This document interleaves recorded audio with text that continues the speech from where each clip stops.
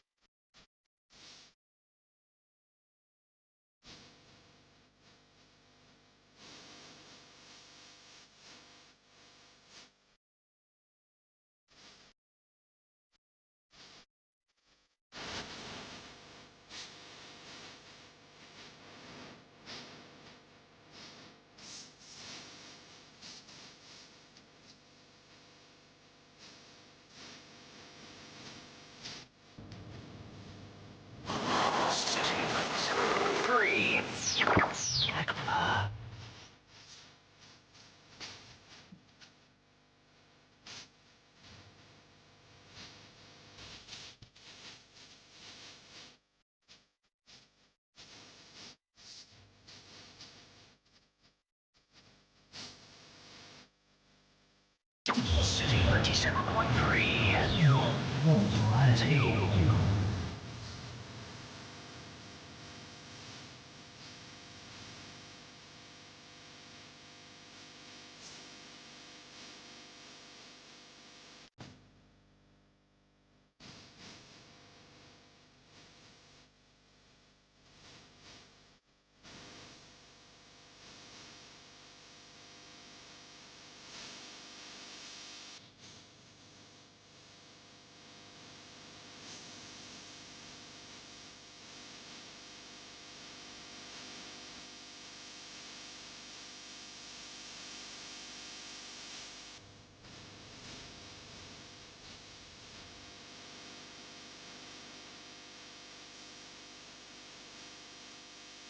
Twenty-seven minutes past 6. But frankly, there's only one God.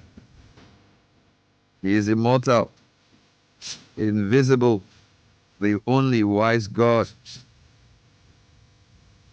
To him be all glory and honor. Beautiful song. On the final day of the month of July 2024. Gearing up for August. The wings of a song for your favorite radio show. Thank you so much for sticking with Citi. They try and hide the stain, But they can't. but can they set us free? See where we It's not enough to believe that he exists. without. You must surrender to him. Hey, Because even the devils know there is a God and they tremble. see. Sometimes knowing is not enough. It's what you do with what you know that counts. You can know something, Deeply. but it's in the doing that really makes you free. I need for y'all to And you don't really know something Everybody wanna be until you can actually do it. more power and place like you. You can theoretically understand how to fly a plane. I have friends who do flight simulations. So they sit in a room and fly a plane from Accra to Tokyo. Who paid the price for Yeah, but that's a level of knowledge that's okay. But until you sit in that thing There's no one like you. and you experience the turbulence, you don't really know how to do it. So there's a knowledge beyond knowing. That's the doing of knowing. The doing of knowing. you eternal? So You see, excellence is an act. That's why. Knowledge is also an action. You need to know by doing. It's called learning by doing. So what have you perfected by experience? What do you know? Not in theory, but in practice. We teach what we know. Oh, it's a very powerful thought. That's a charge for Ghana. It's a charge for your company. It's a charge for your personal life. Demonstrate your knowledge by what you do, not just by what you believe to know, but what you do. Business is brought to you by ADB. This is what we do. Offer loans for people in the agri sector and more. We give you better terms. We do loan top-ups. We reduce your rate. Call 0302-224-043 or 0302-221-0210. 6:30. Let's jump into the newspaper review segment. Brought to you by Total Excellium. A 3-in-1 formula. Cleans your engine, extends its life, lowers your fuel consumption. Anti-corrosion, anti-wear, detergent additive. Lowers vehicles' consumption of fuel. Reduce CO2 emissions. Also sponsored by Fidelity Bank. Are you ready to turn your dream into reality? Don't just dream it, own it with a loan from Fidelity Bank. If you're dreaming of a new home, own it with a Fidelity Home Loan. A brand new car is also on offer. Whether it's a phone, a TV, fridge, furniture, laptop, or gaming console, own it with Fidelity Consumer Assets Finance. Call 0800-003-355. Visit any of our branches nationwide. Turn your dream into reality with a Fidelity Bank loan. Fidelity Bank, believe with us.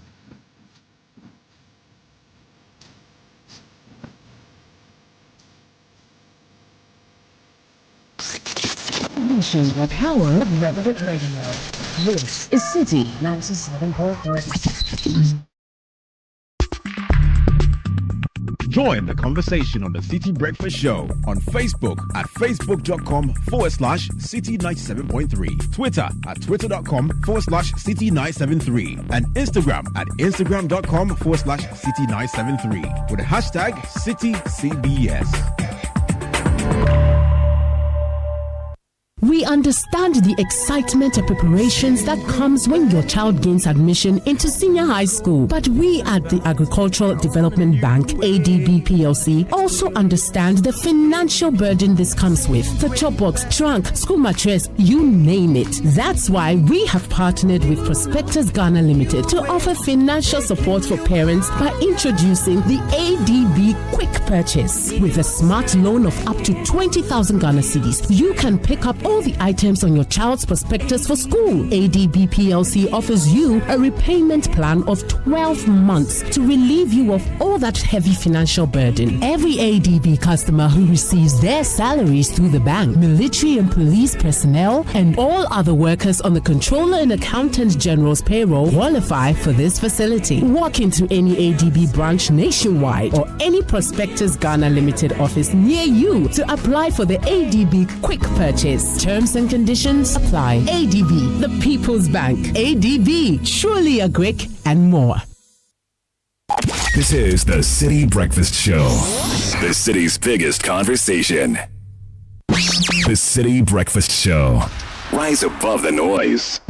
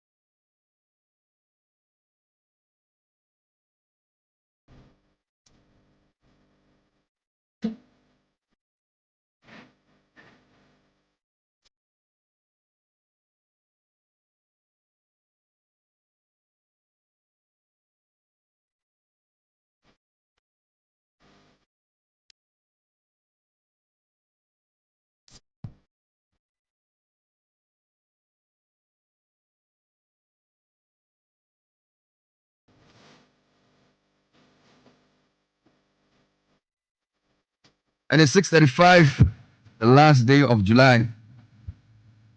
And that's what we're saying. We haven't seen the sun in a while, but we can still see. Sakodiano Bradford, brighter days coming. Hang in there. Starting the show with the newspaper review, and then we'll bring you business news and sports. So much to talk about today. Wednesday, the last day, 31st day of August. We're also announcing our top 10 in the literacy challenge later in the show.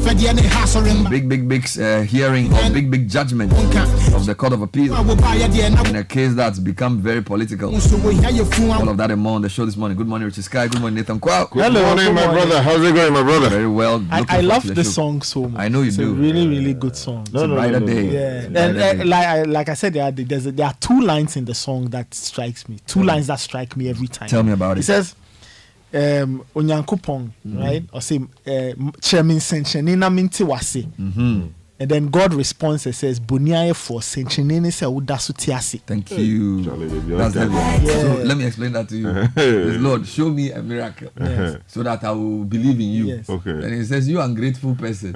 The greatest miracle is that you are You are existing. Because No. who have meant your life. So the first day I heard this, I was stunned.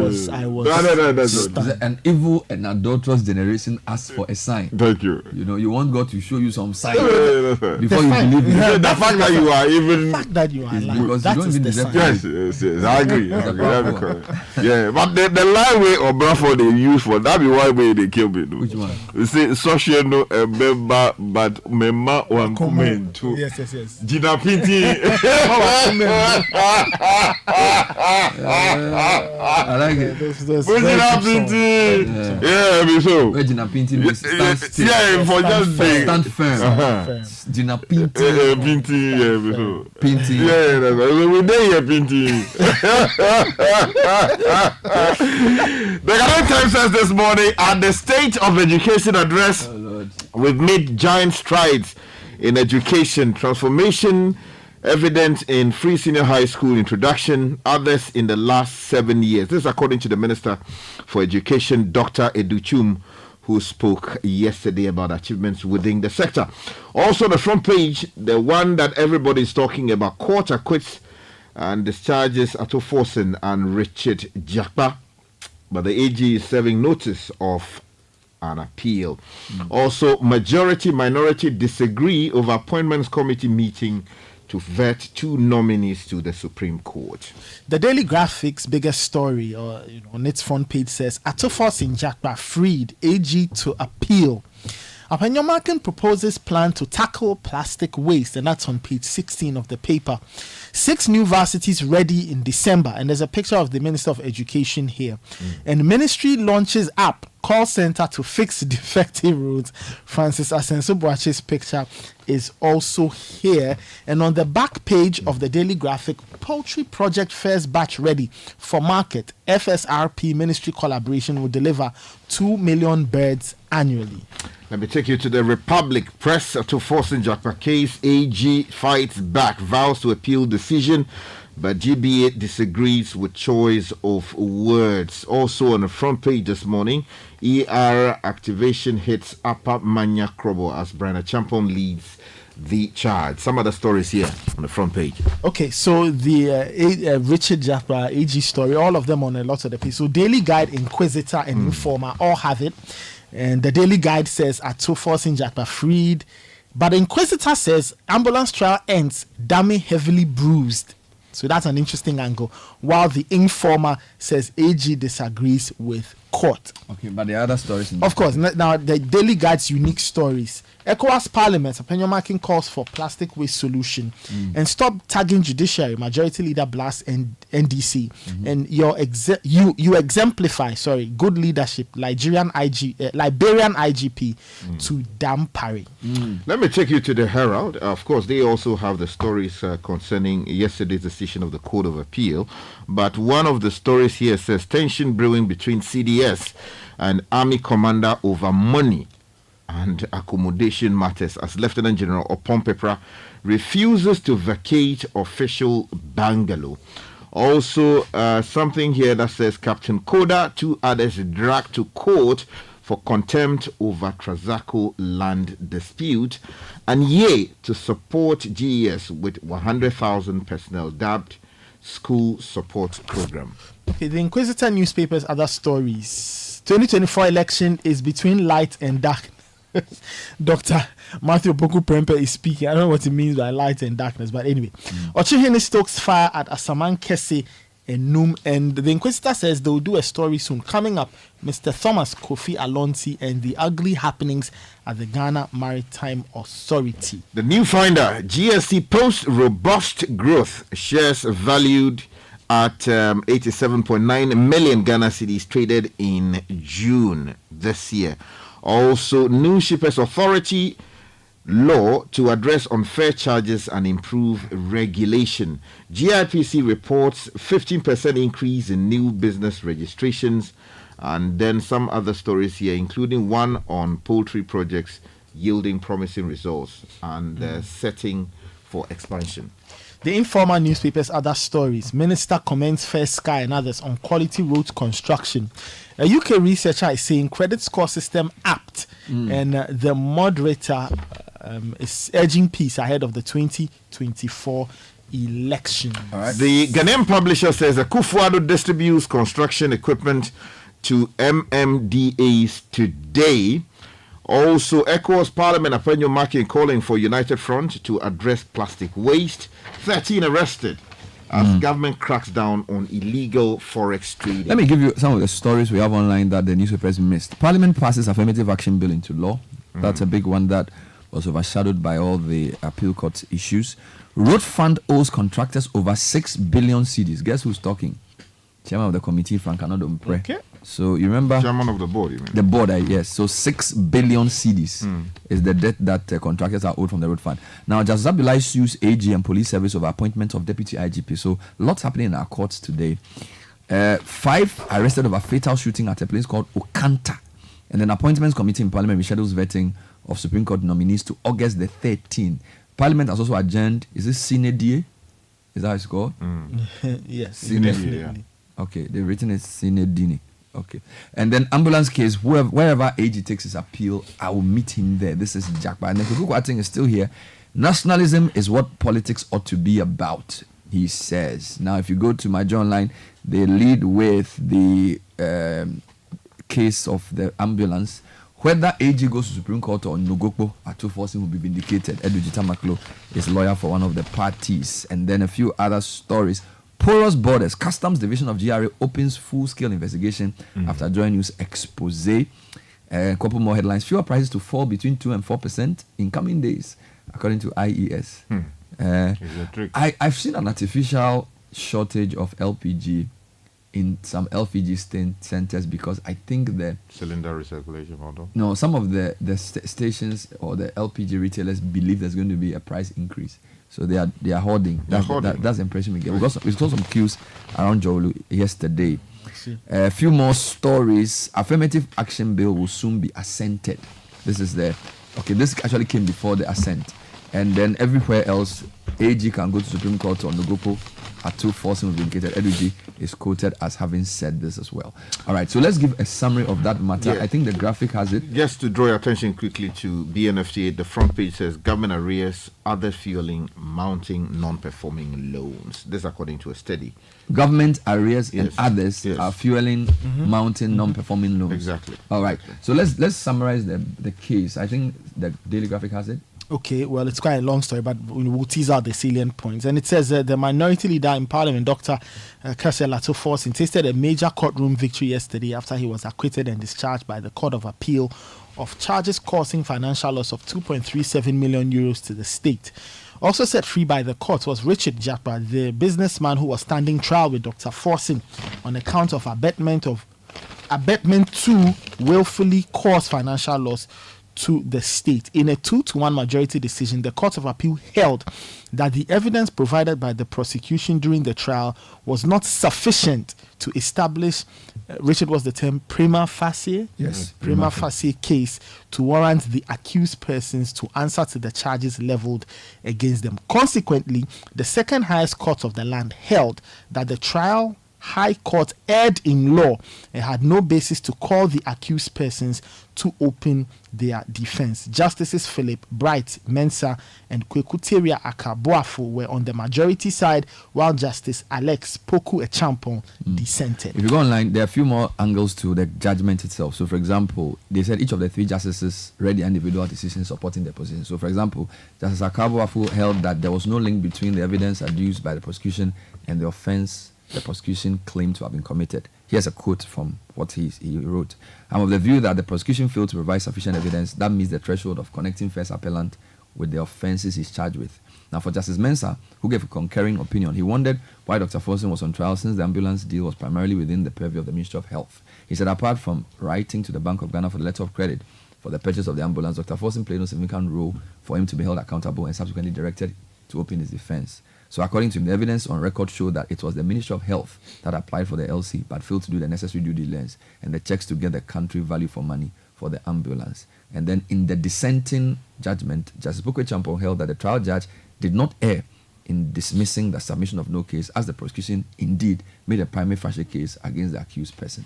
Now, the AG says what? Yes, so the AG's angle is captured by the Republic Press, and the Attorney General and Minister of Justice, Godfrey Yeboah-Dame, has expressed strong disagreement with the Court of Appeal's decision to acquit and discharge Minority Leader Dr.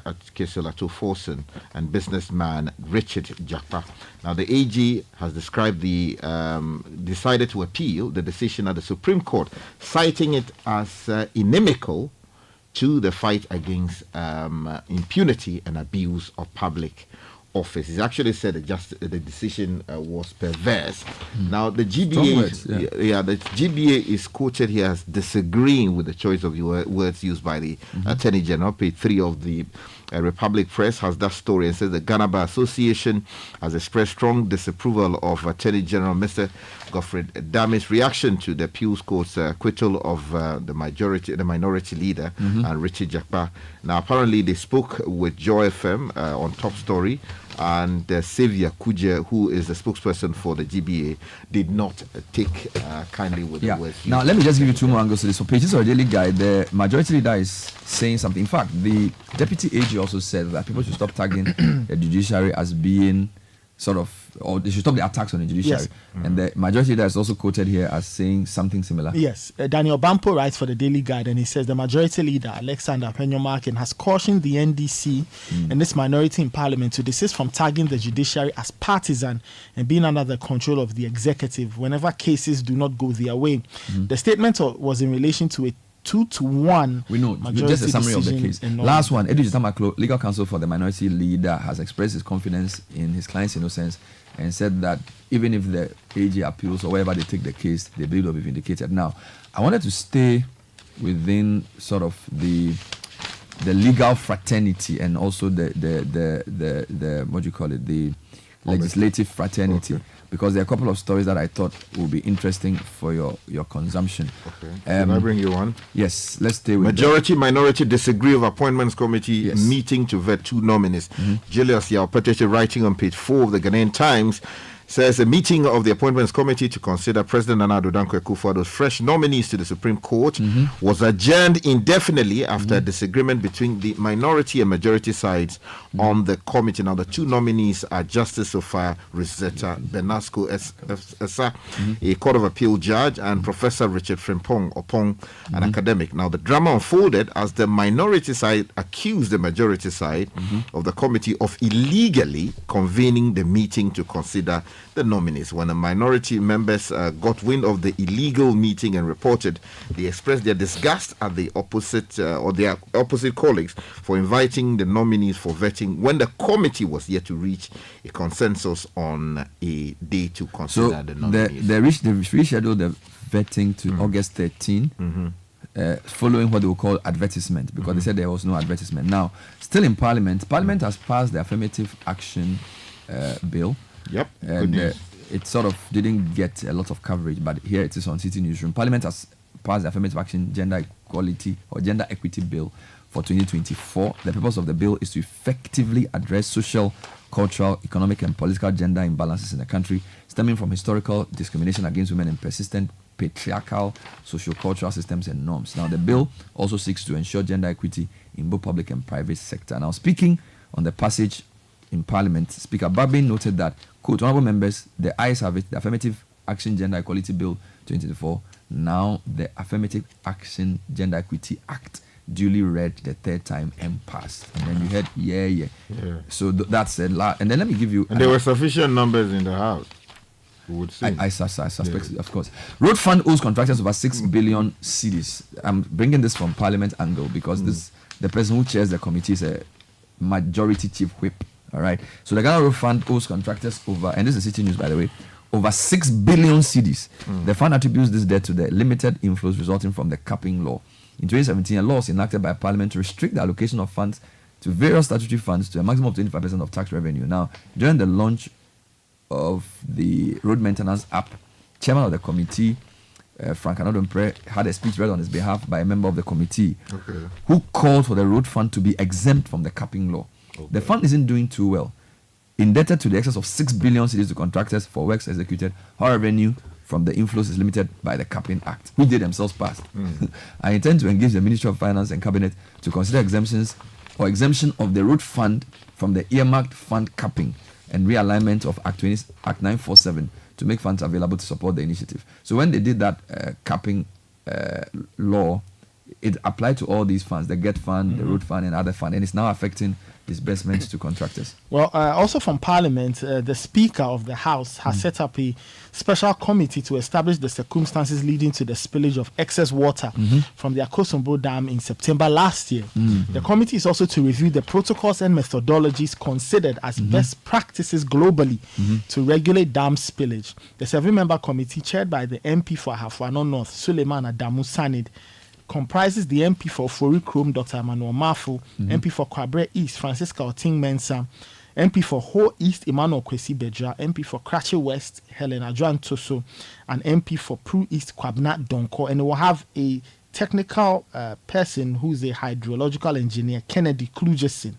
And the committee is also to evaluate the preparedness and response of the VRA and other relevant bodies, assess the impact of the spillage on the affected communities and the adequacy of relief efforts. Last one in the court before we come to something else. A private legal practitioner, Justice Abdullahi, has filed a lawsuit against the Attorney General and the IGP, and the Ghana Police Service rather, over the recent appointment of a deputy IGP.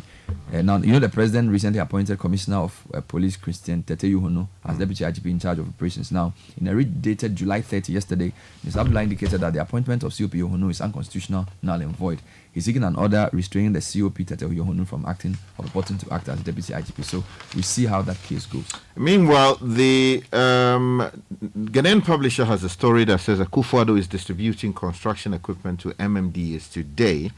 It says President Nana Addo Dankwa Akufo-Addo is set to commission, this commission business, some road construction equipment for all metropolitan, municipal and district assemblies today. Now, the equipment promised by the Vice President, Dr. Mahmoud Bawumia, will be presented to all the 261 MMDAs across the country to enhance roadwork capabilities. Now, they include a variety of essential machinery such as excavators, backhoe loaders, wheel loaders, motor graders, skid steer loaders, compact rollers, and articulated dump trucks. Wonderful.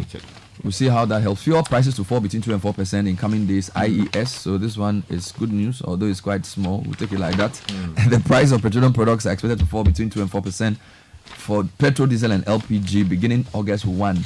This follows the slowdown in the depreciation of the cedi during the second half of July and the favorable international market dynamics. According to the Institute of Energy Security, the price of petrol and diesel fell by 2.99% and 4.59% respectively, and LPG by 1.10% in the second half of July. And following the positive realized on the foreign fuel market coupled with slow depreciation, the IES projects a fall in fuel prices in the coming days by the set percentages. Okay. Good Just news. quickly to plug into that before Nathan comes in. MPA, we are told, is working to address high costs of LPG. Page 11 of the Ghanaian Times says the National Petroleum Authority has given the assurance that it will address the issue of rising LPG prices on the market and to make it more affordable to all Ghanaians, as well as making it and the accessible. stations that are claiming that there's no LPG in the hope that there will be a price increase to stop that. We should warn them. If you go to page 4, the editorial says be swift with plans to reduce. Yes, LPG because prices. LPG is one of the ways in which you can reduce deforestation. Yeah, especially as they are cutting up the Achimota forest to sell it. Now we have to stop that one too. They are cutting The Achimota forest. They have created a new EI. They are rezoning the place quietly. And they are quietly. Everybody is quiet to be behind because you see that's what happened when they are close to the pot of soup. Brothers are doing. It's an EI. They've so a new executive instrument has been Rezone issued. Achimota forest. Exactly. So And they they are carving out and sharing it left, right, and center in this country, and that is the only place Green of belt in yes. Accra. If you want to breathe properly, that's the only way that you can get that. And yet, someone in government thinks that is wisdom to go and cut up that place. So they and use then it this- for what? You're dashing it out to turn it into real estate, churches, all kinds of things. They are doing all of that there, not far away from here.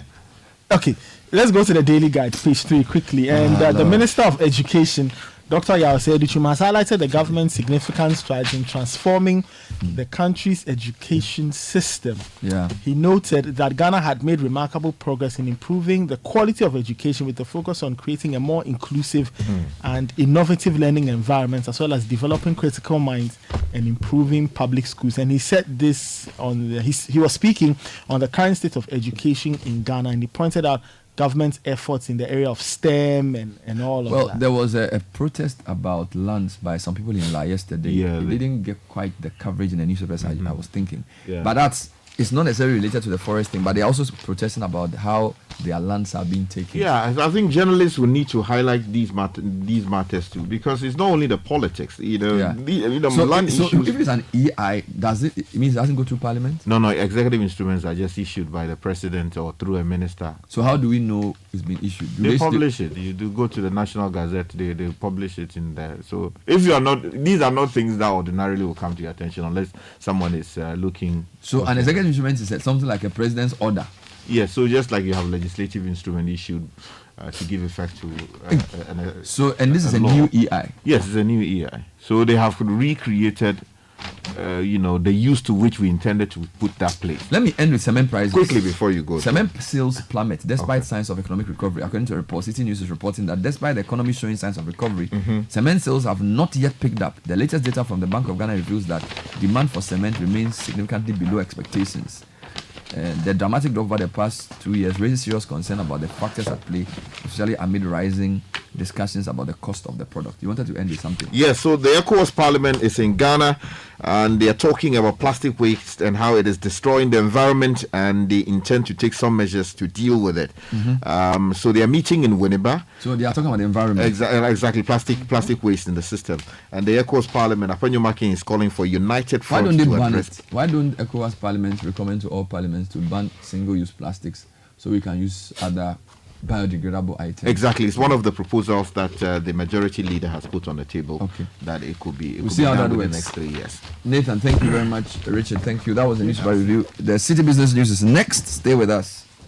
Oh, jump on now. Go. Google me. And what time when you come back, we are not hear the sound of your car. Why you buy new car? No, I not change my car. It be the same ride. It be the fuel way I change. Way one shouts it. Ever since I started using the all-new Excellium Premium Fuel, fortified with 3-in-1 action. Oh, Joe, now my car they run like electric car. No, it's so. This is the type of fuel where they want to. Because now engine they cost. Where they want for way if I buy it, it go protect my engine. And with the small way I buy, I go drive, sir. Absolutely. It's like strapping a turbocharger to your engine and giving it a protector. water. And what they boss my mind self be the 3-in-1 action, no? Excellium they prevent up to 99% of deposit. It be anti-wear, some be anti-corrosion. Won't pay when I open them. Hey, so where can I find this magical fuel? Just head over to any Total Energy service station and your car will thank you. Hey, then make a finish my gobe fast, then rush go Total Energies. My friend, but why your hand my gobe inside? I give you info. Make a fill the gobe too small. Go.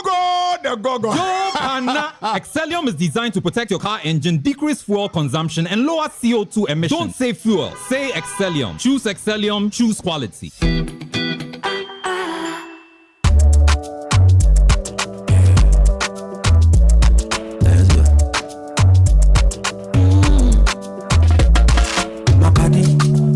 Up in the morning, and you know the money calling. Oh, you go work, but you know it's out your side. If I believe with us, if I hold my hand and believe, cause you know it's out your side. And when you dream, no say I live by you. And when you hustle every day, really wanna go. Everything you do.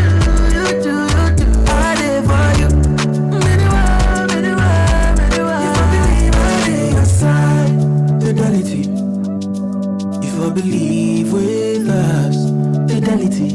If I know I dey your side, fidelity. This is the Citi Breakfast Show, the city's biggest conversation.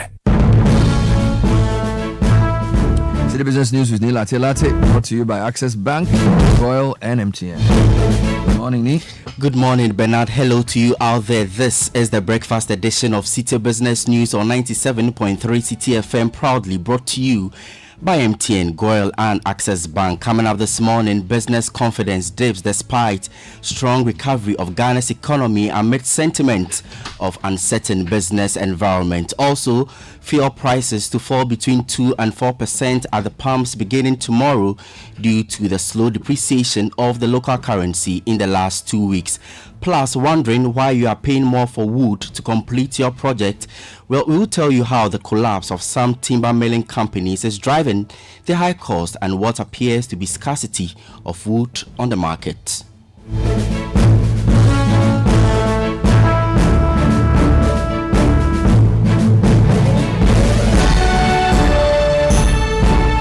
It's midweek and end of July. Thank you for choosing us. I am Neil Latte. Details of our stories now. As the Bank of Ghana reports a dip in business confidence with the Purchasing Managers Index falling to 49.7 in June, the Composite Index of Economic Activity shows a 3.3% growth in May. But what is driving this disconnect between business sentiment and economic indicators? The following desk report has the details.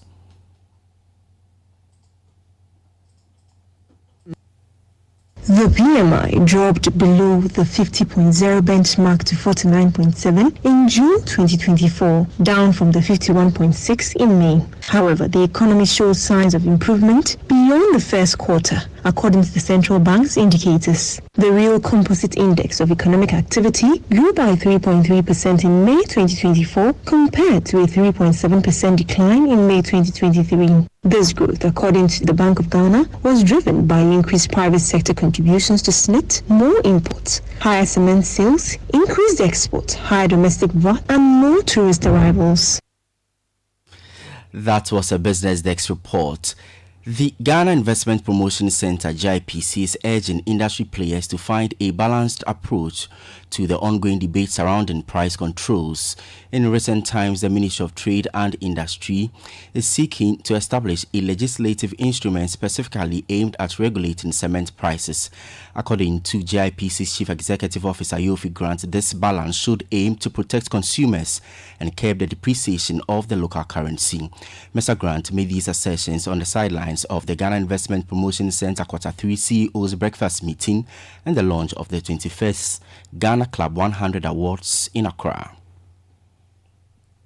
As an economy on the whole, we import a lot and we exporting not enough, means that we always have this issue of the currency. And the currency, because we have to pay import bills, etc., it also brings in imported inflation, and that affects pricing on the market. But there's also reason to believe that there's a lot of pricing discipline where, I'm sure many of you have seen videos on social media, etc., where you see farm gate prices pretty low, good. By the time the goods get to the market, multiples of the price. And so that also brings another argument. Is there something that we're not doing to control pricing to make sure the ordinary consumer does not suffer the fate of pricing discipline? So these are all very important questions one needs to ask. At the end of the day, the important thing is that we all work together and look for the solutions that will inure to our mutual benefit. You heard the Yofi Grant, CEO of the Ghana Investment Promotion Center, GIPC. The Institute of Energy Security is projecting a fall in the prices of petroleum products in the coming days. Per the IES forecast, fuel prices are expected to fall between 2% and 4% for gasoline, gas oil, and liquefied petroleum gas (LPG).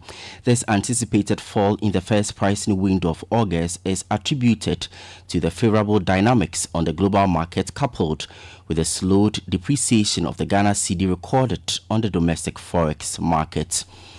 Away from that, and traders at the timber market here in Accra are attributing the current wood shortage to the high cost of transportation, which has surged due to rising fuel prices. They argue that this situation is further exacerbated by the closure of several timber milling companies as a result of dwindling raw materials linked to the depletion of forest cover. My colleague Daniel Odro-Mensah has more in the following report. Located in Arena within the Ododo-Diodio constituency in Accra, the timber market has been a fixture for many years, offering various timber species. A visit to the market on Friday revealed a relatively calm atmosphere. Some traders were chatting while others were unloading plywood from trucks. When the news team inquired about the availability of timber amidst concerns over shortages, trader Hassan Jibril pointed to increased transportation costs caused by high fuel prices as a primary cause. To the mills is very difficult, and then after you get the timber coming to the market, that one too is very, very difficult because one, the transportation take a lot of your money. So instead of something that you sell it maybe 70 cedis, now it will go to almost 140 cedis. That's how it is, especially Wawa board. Formerly Wawa board we are selling it 70 cedis. Now it's 140 cedis now, due to the what is called transportation is too high. So that's all our problem. Meanwhile, the Chamber of Construction Industry has reported being significantly impacted by the shortage and has criticized the timber manufacturing companies for contributing to the problem. The Chief Executive Officer of the Chamber, Emmanuel Cherry, elaborates on this issue. Most of the timber manufacturing companies, they have that free zone certification license. So therefore, what do? The later timber they get, they don't supply it to the domestic market. They send it to the international market. So the later that is left here becomes a challenge. And then the known species that you and I know, Odum, Wawa, Sapele and Co., all those species have disappeared. Most of them are out of the system. The Ghana Timber Millers Organization highlights that the ongoing destruction of forest cover has led to the closure of 75 companies, leaving only 25 operational in the country. Annual bushfires, these areas have become degraded and the log supply has declined significantly. It is estimated that about 400,000 hectares of timber production land has been lost in these areas, and therefore affecting the raw material supply. You heard that Dr. Kwame Adams, CEO of the Ghana Timber Millers Organization, ending that report put together by Citi Business News' Daniel Odro-Mensah. The Ghana National Chamber of Commerce and Industries urging businesses to strategically implement greener economic policies to secure growth. According to the Chamber, impact investing has become a key criterion for many financiers and offers businesses that adopt these principles the opportunity to attract more funding. Mark Bedu Abuaji is the Chief Executive Officer of the Ghana National Chamber of Commerce and Industry, and he made this remark at the launch of the 4th edition of the Ghana Chamber Business Awards in Accra. We have realized that businesses that survived under the COVID and they are still doing well are those that moved from the normal way of doing things to using green economy. And that is where the world is going now. Every economy is looking at circular, how they can also, as part of making their money, also sustain the environment and sustain their business. That's the theme. So we launched the award today, and the award is actually on the 27th of September 2024. Mark Bedu Abuaji is the Chief Executive Officer of the Ghana National Chamber of Commerce and Industry. Let's cross borders now and take you to Nigeria, because MTN Nigeria has reopened its offices and call centers after temporarily closing them due to public attacks yesterday. The attacks followed the company's decision to disconnect SIM cards that were not registered in accordance with the government national identification number regulations. The disconnections aimed at enhancing security measures led to significant backlash and violence from affected customers.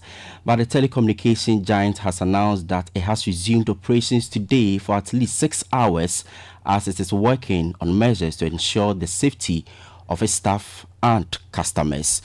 And that's it for the breakfast edition of Citi Business News on 97.3 Citi FM. But before I go, let me take you to the Forex market, where the dollar could be sold to you at 15 cedis 85 pesos, the pound at 20 cedis 30 pesos, that of the euro at 17 cedis 60 pesos. The breakfast edition of Citi Business News was proudly brought to you by MTN, Goil and Access Bank. Join us later at 1 p.m. for the afternoon edition of Citi Business News, and tonight at 8:50 p.m. on Channel 1 TV for CNR Business. But for now, you can visit our website, citinewsroom.com/business, for more on our top stories. My name is Neela Tilati. Do have a good business day.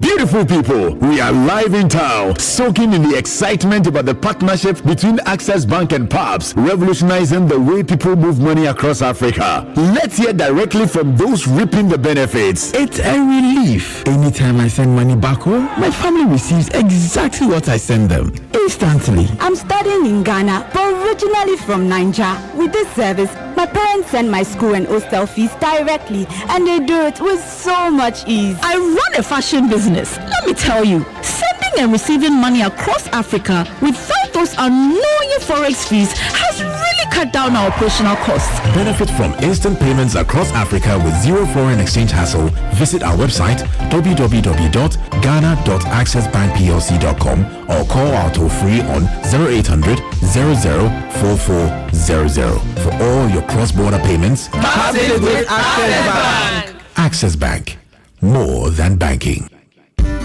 Good energy hits the road with exciting choices to energize your ride, giving you more options to take you further. Watch this space for your choice. Goil, yeah.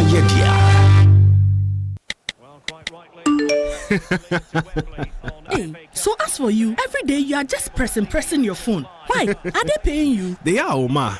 The more I use my MTN, the more points I get. And I can use those points to get airtime, data, and even discounts at shops and restaurants. Hey, so that is why all of you are always pressing your phones. And you won't tell us, so that way too we can enjoy some. Oh, ma. There's always more to enjoy with MTN Rewards. Just keep talking, testing, and browsing all day, every day to collect your points and use it to redeem amazing offers and discounted freebies right away. There's so much available for you. So dial *550# and get your reward today. Let's go everywhere you go. Kweku, have you heard what they are doing on MTN?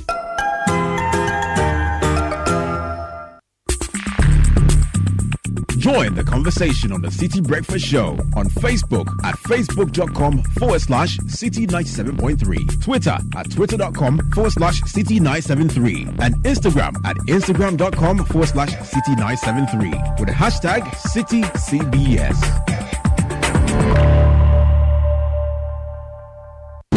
The Citi Breakfast Show. Rise above the noise.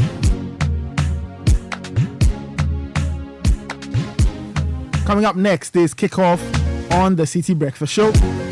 But the Citi Business News, which you just heard, was brought to us by Access Bank. Let's help you check your dream locations off your bucket list and make your travel dreams a reality with Access Bank. Our aviation and hospitality desk is designed with you in mind. Book your next flight with Emirates, South African Airways, Air Peace, or Africa World through Access Bank. Our 55-branch network gives you convenience, easy payments, and security. Visit ghana.accessbankplc.com or call 0800 004400 for more info. Access Bank, more than banking. MTN also brought us the Citi Business News. Thursdays are now extra special on MTN because you get a nice 25% discount on your first data bundle purchase of the day when you bundle on the My MTN app or use *138# listen every Thursday on MTN.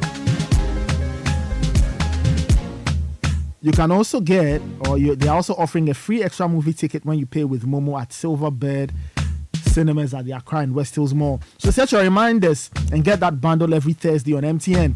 MTN's Yellow Thursday is banging. Good energy is what Goil is offering. They want to energize your vehicle. They want to give you more options to take you further. Watch this space for your choice. Go. Yeah. Coming up next is Kickoff. Gabi Ofe is in the building. And that's proudly brought to us by Lecheho. Lecheho's fixed deposit solution is what you need if you want to see your investments grow with confidence. Don't settle for average returns. Join the investment revolution with Lecheho's fixed deposit solution and take charge of a financial future. Invest wisely. Invest with Lecheho. Lecheho, let's improve life. And Shell is also bringing us Kickoff. There's a simple truth about love. It drives us to give off our very best. In the same way Shell fuels drive your car back to peak performance.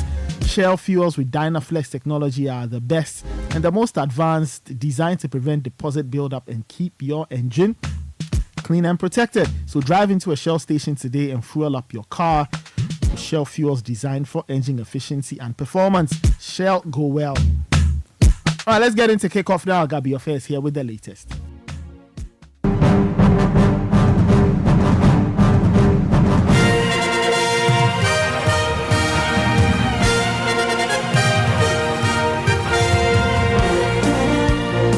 All right, it's Wednesday. Time now for sports on the Citi Breakfast Show. My name is Gabi Ofe. Coming up in the next 10 minutes, we've got some updates from the 2024 Paris Olympic Games. All of that plus some transfer news. Some players making the moves. Arsenal have the man Ricardo Calafiori. Chelsea also have Jorgensen at the goalkeeping department. We'll tell you more in the next 10 minutes.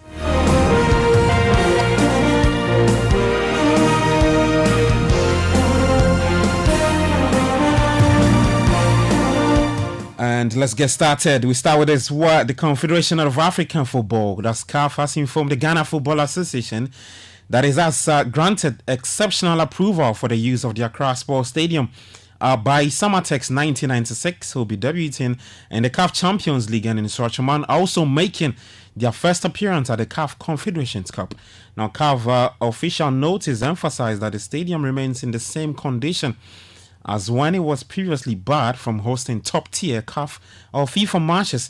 CAF also highlighted the need for the GFA and stadium authorities to address several issues, including the playing field, stand, spectator facilities, competition areas, and media and medical facilities, as well as the quality of equipment and also materials.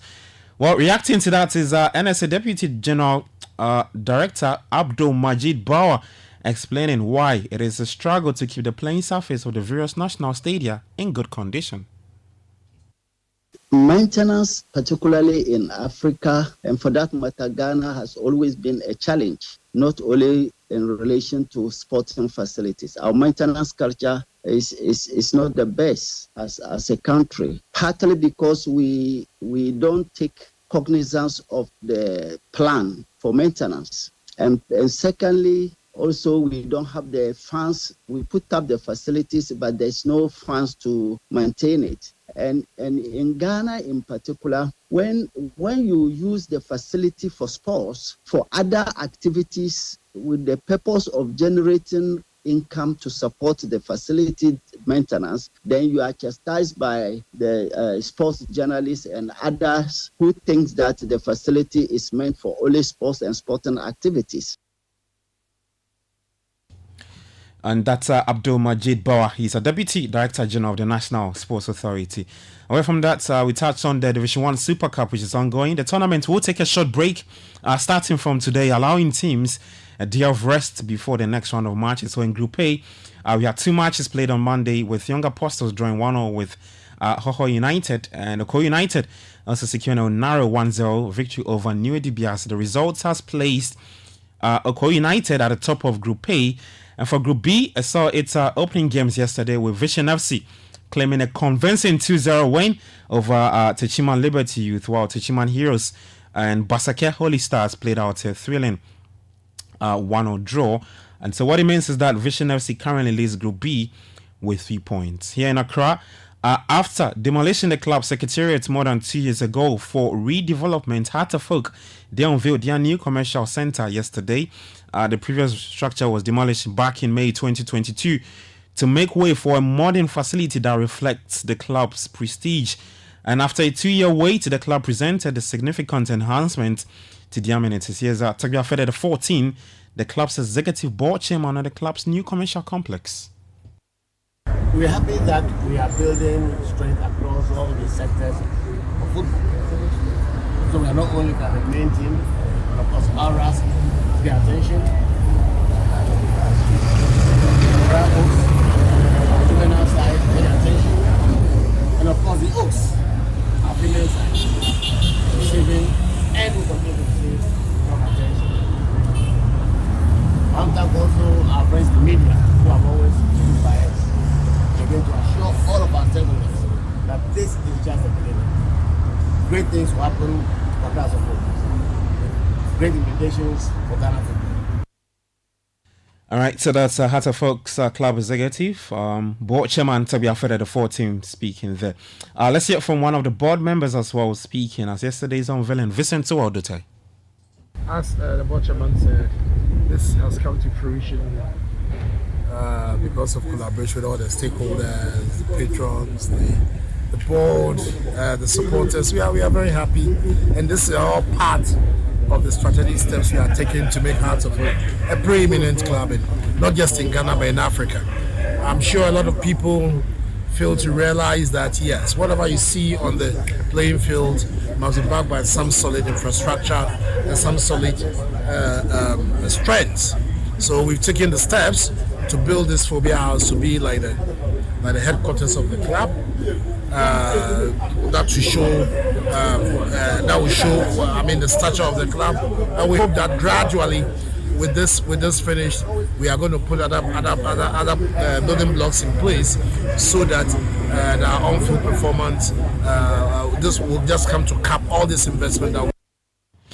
All right, so that's Vincent Sodote. He's one of the board members for Accra Heart of Oak, speaking at yesterday's unveiling of the commercial center there.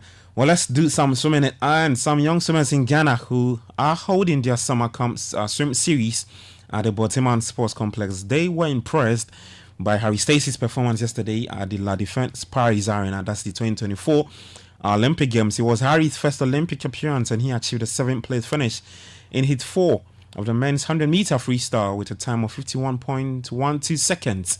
Overall, he ranked 52nd out of 79 swimmers across heats 1 to 10. Let's hear from some of these aspiring young swimmers who dream of representing Ghana at the Olympics in the future. I was motivated. You see, Harry always motivates the Ghanaian athletes. He always tells Ghanaian athletes that they should focus on whatever they are doing, and then when you focus on whatever you are doing, it's always bring a good results. I'll say. A lot of things that runs through my mind, and I'm also training hard to also be at the Olympics someday. Yeah, Abeku has really done a great job for Ghana. He has really done a great job. Abeku is one of my big fans. He also motivate every Ghanaian athlete here to always stay focused, train hard, and also prepare for anything that comes out. How did you feel to see him represent Ghana? Something I was proud of him, but his position was not good, but his time was very, very good. I can never get there. Never. Harry was once with the Marlins. He's gone on to represent Ghana. How does that push you to perform? It helps me to believe that the goal which I want to achieve in the future, I can make it over there. Because if he is able to make it to the top like that, I believe that anyone else can make it to the top. Abeku did so in 2016. He did so in 2020. Harry has gone on to do so in 2024. Would you want to see yourself, or is that a target you set yourself in the next few years?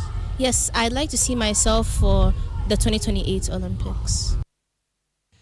All right, so watch out for these youngsters. That's Johnson Owusu. He's with the Legon Sharks, Inyana Kumashi, and Odumo Ejay of GH Dolphins. They competed at the just ended Channel 1 National Swimming Championship, and they're aspiring to represent Ghana at the Olympics.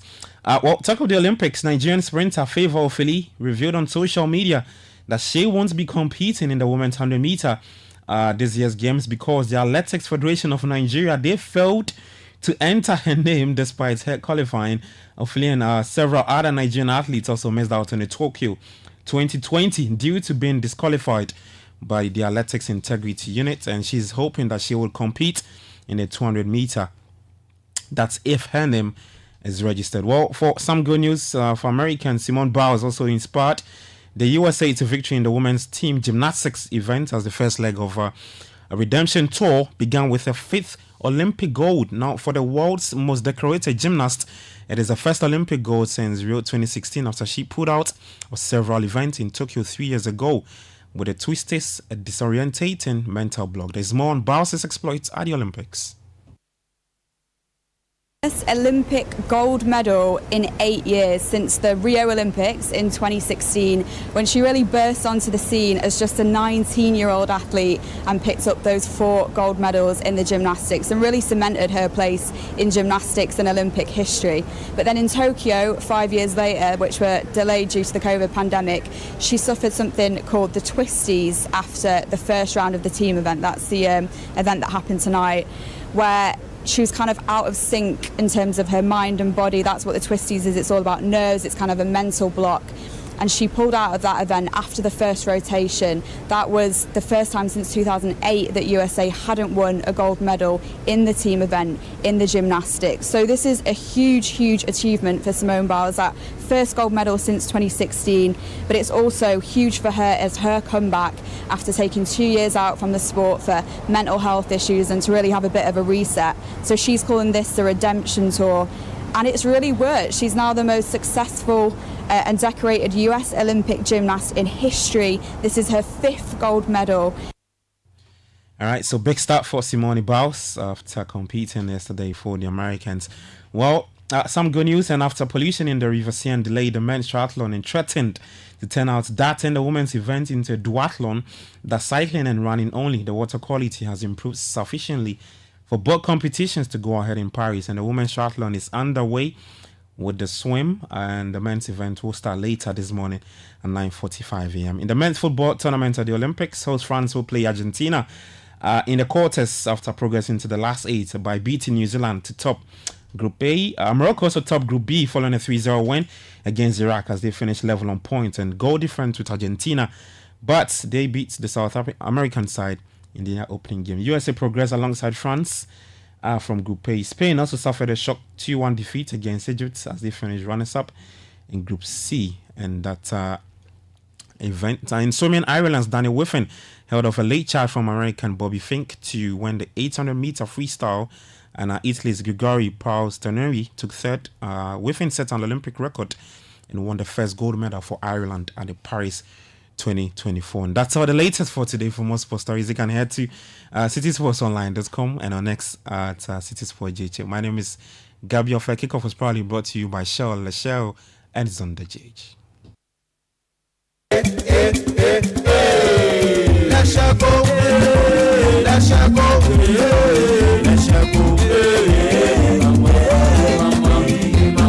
If you need unique services, innovative financial solutions, we deliver on our promise, cause we are number one.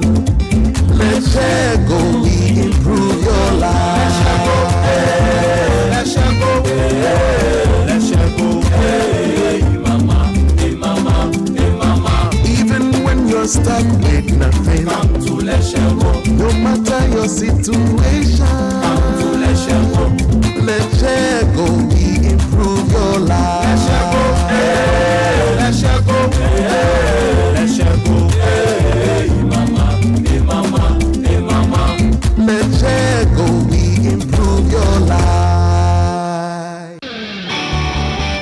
In a world where only the best survives, you need a fuel that can match your drive. A fuel with unparalleled protection for your engine, superior efficiency, and unrivaled performance. A fuel so unbeatable, when you get behind the wheel, you'll focus on what really matters. The journey ahead.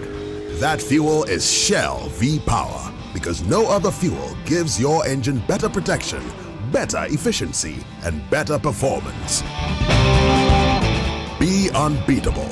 Drive unbeatable. Shell V-Power. Shell, go well.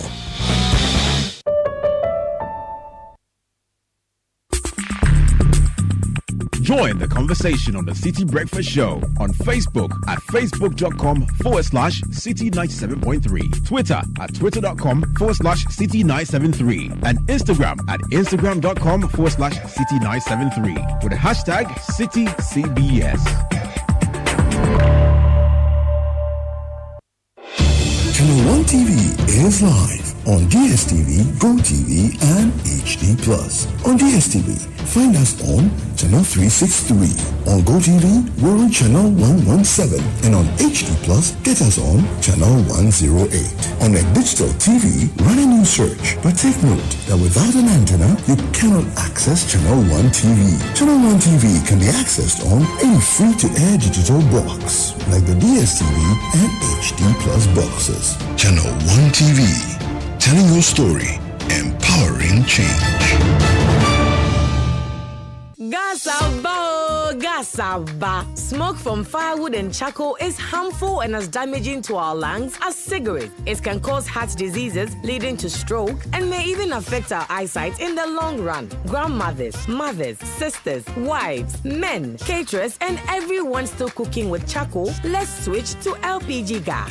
The National Petroleum Authority has introduced the cylinder recirculation model in collaboration with local partners to make gas more accessible in all local communities. Whether you own a cylinder or not, join our CRM initiative. Simply show up at any exchange point near you with a small down payment to receive a filled cylinder or swap your empty one. Regular safety checks will be in place. Say ebisa musemo or gas. Afedia gasaba.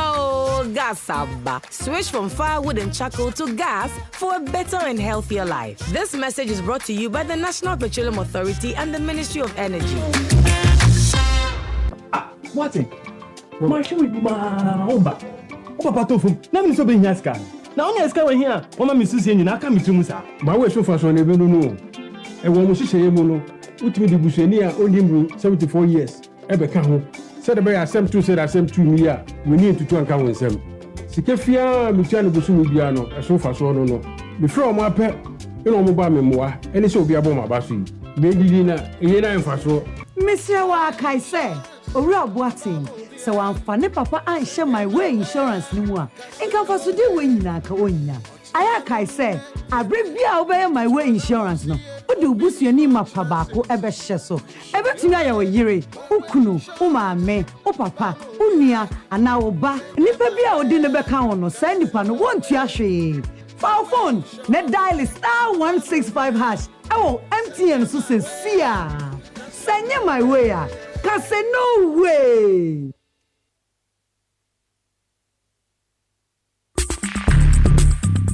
Join the conversation on the Citi Breakfast Show on Facebook at facebook.com/Citi97.3, Twitter at twitter.com/Citi973, and Instagram at instagram.com/Citi973 with the hashtag CitiCBS.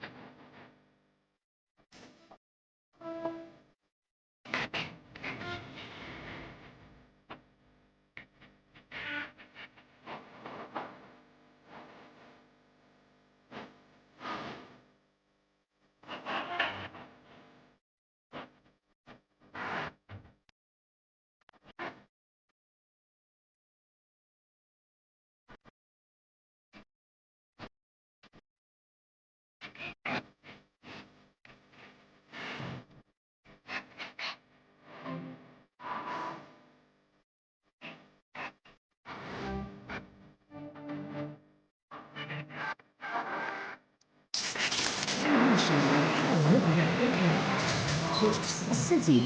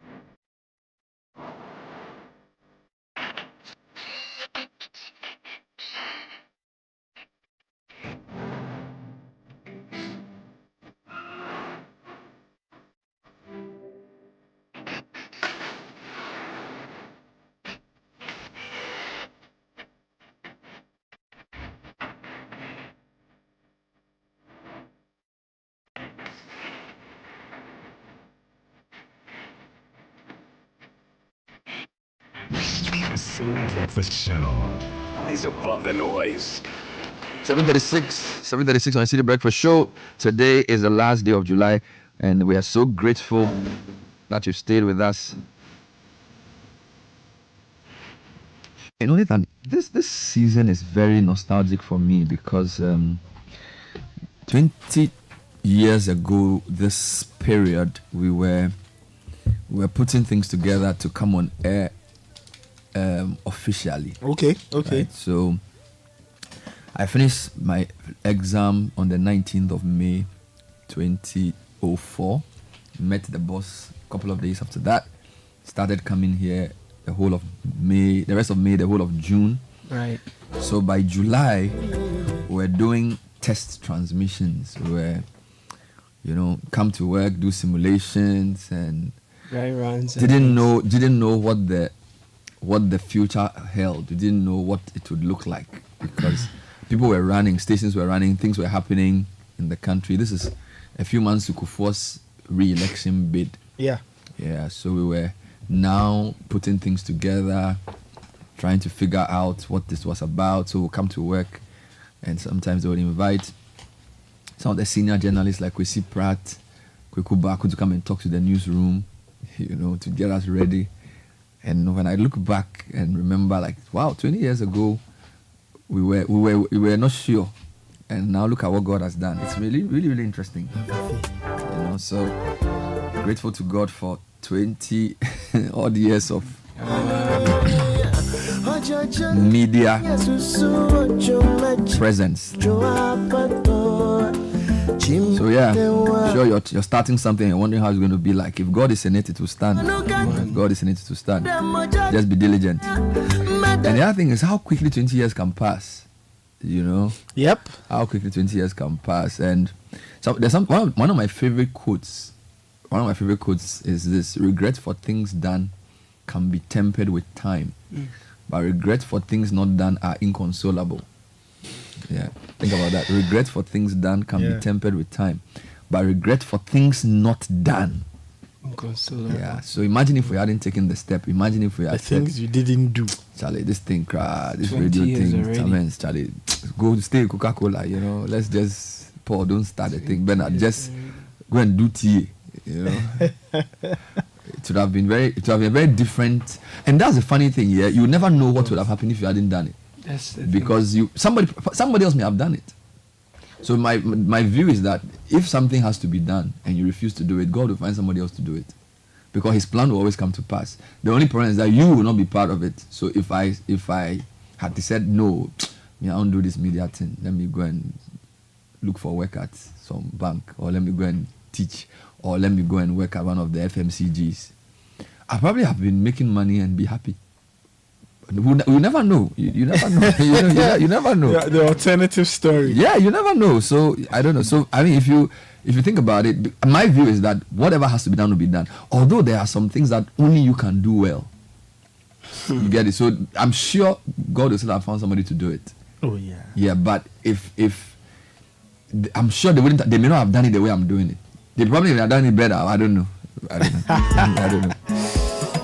So what are you grateful for 20 years? What when you look back 20 years and you see Ghana, right? What are you grateful for? What are you grateful for 20 years ago? Who would have thought I would be sitting here reviewing? Like, yesterday I was looking for the judgment to read through, and then I'm thinking of, do I do an analysis of this? Charlie, things have changed, things have changed. Of course, some things still remain the same. But things have changed. Yeah, we'll talk more about that on another date. So thank you for listening. Thank you for tuning in. We have a lot to do today. We will try and break down the judgment. Why is this important? Because the case is such a high-profile case. It's funny. It took on all kinds of... It's funny because, within this period, there are some cases that are even getting full media coverage. So, for example, the LGBTQ case is getting full media coverage. I think there's another case too. I think this case was getting media coverage. Yes, in terms of allowing cameras in the courts. Yes. It's become such a high-profile case. And, of course, that was the High Court process. And now the Court of Appeal judgment has cancelled all of that. So I think it's a very important case to look at, if not for anything, just to understand the law around it.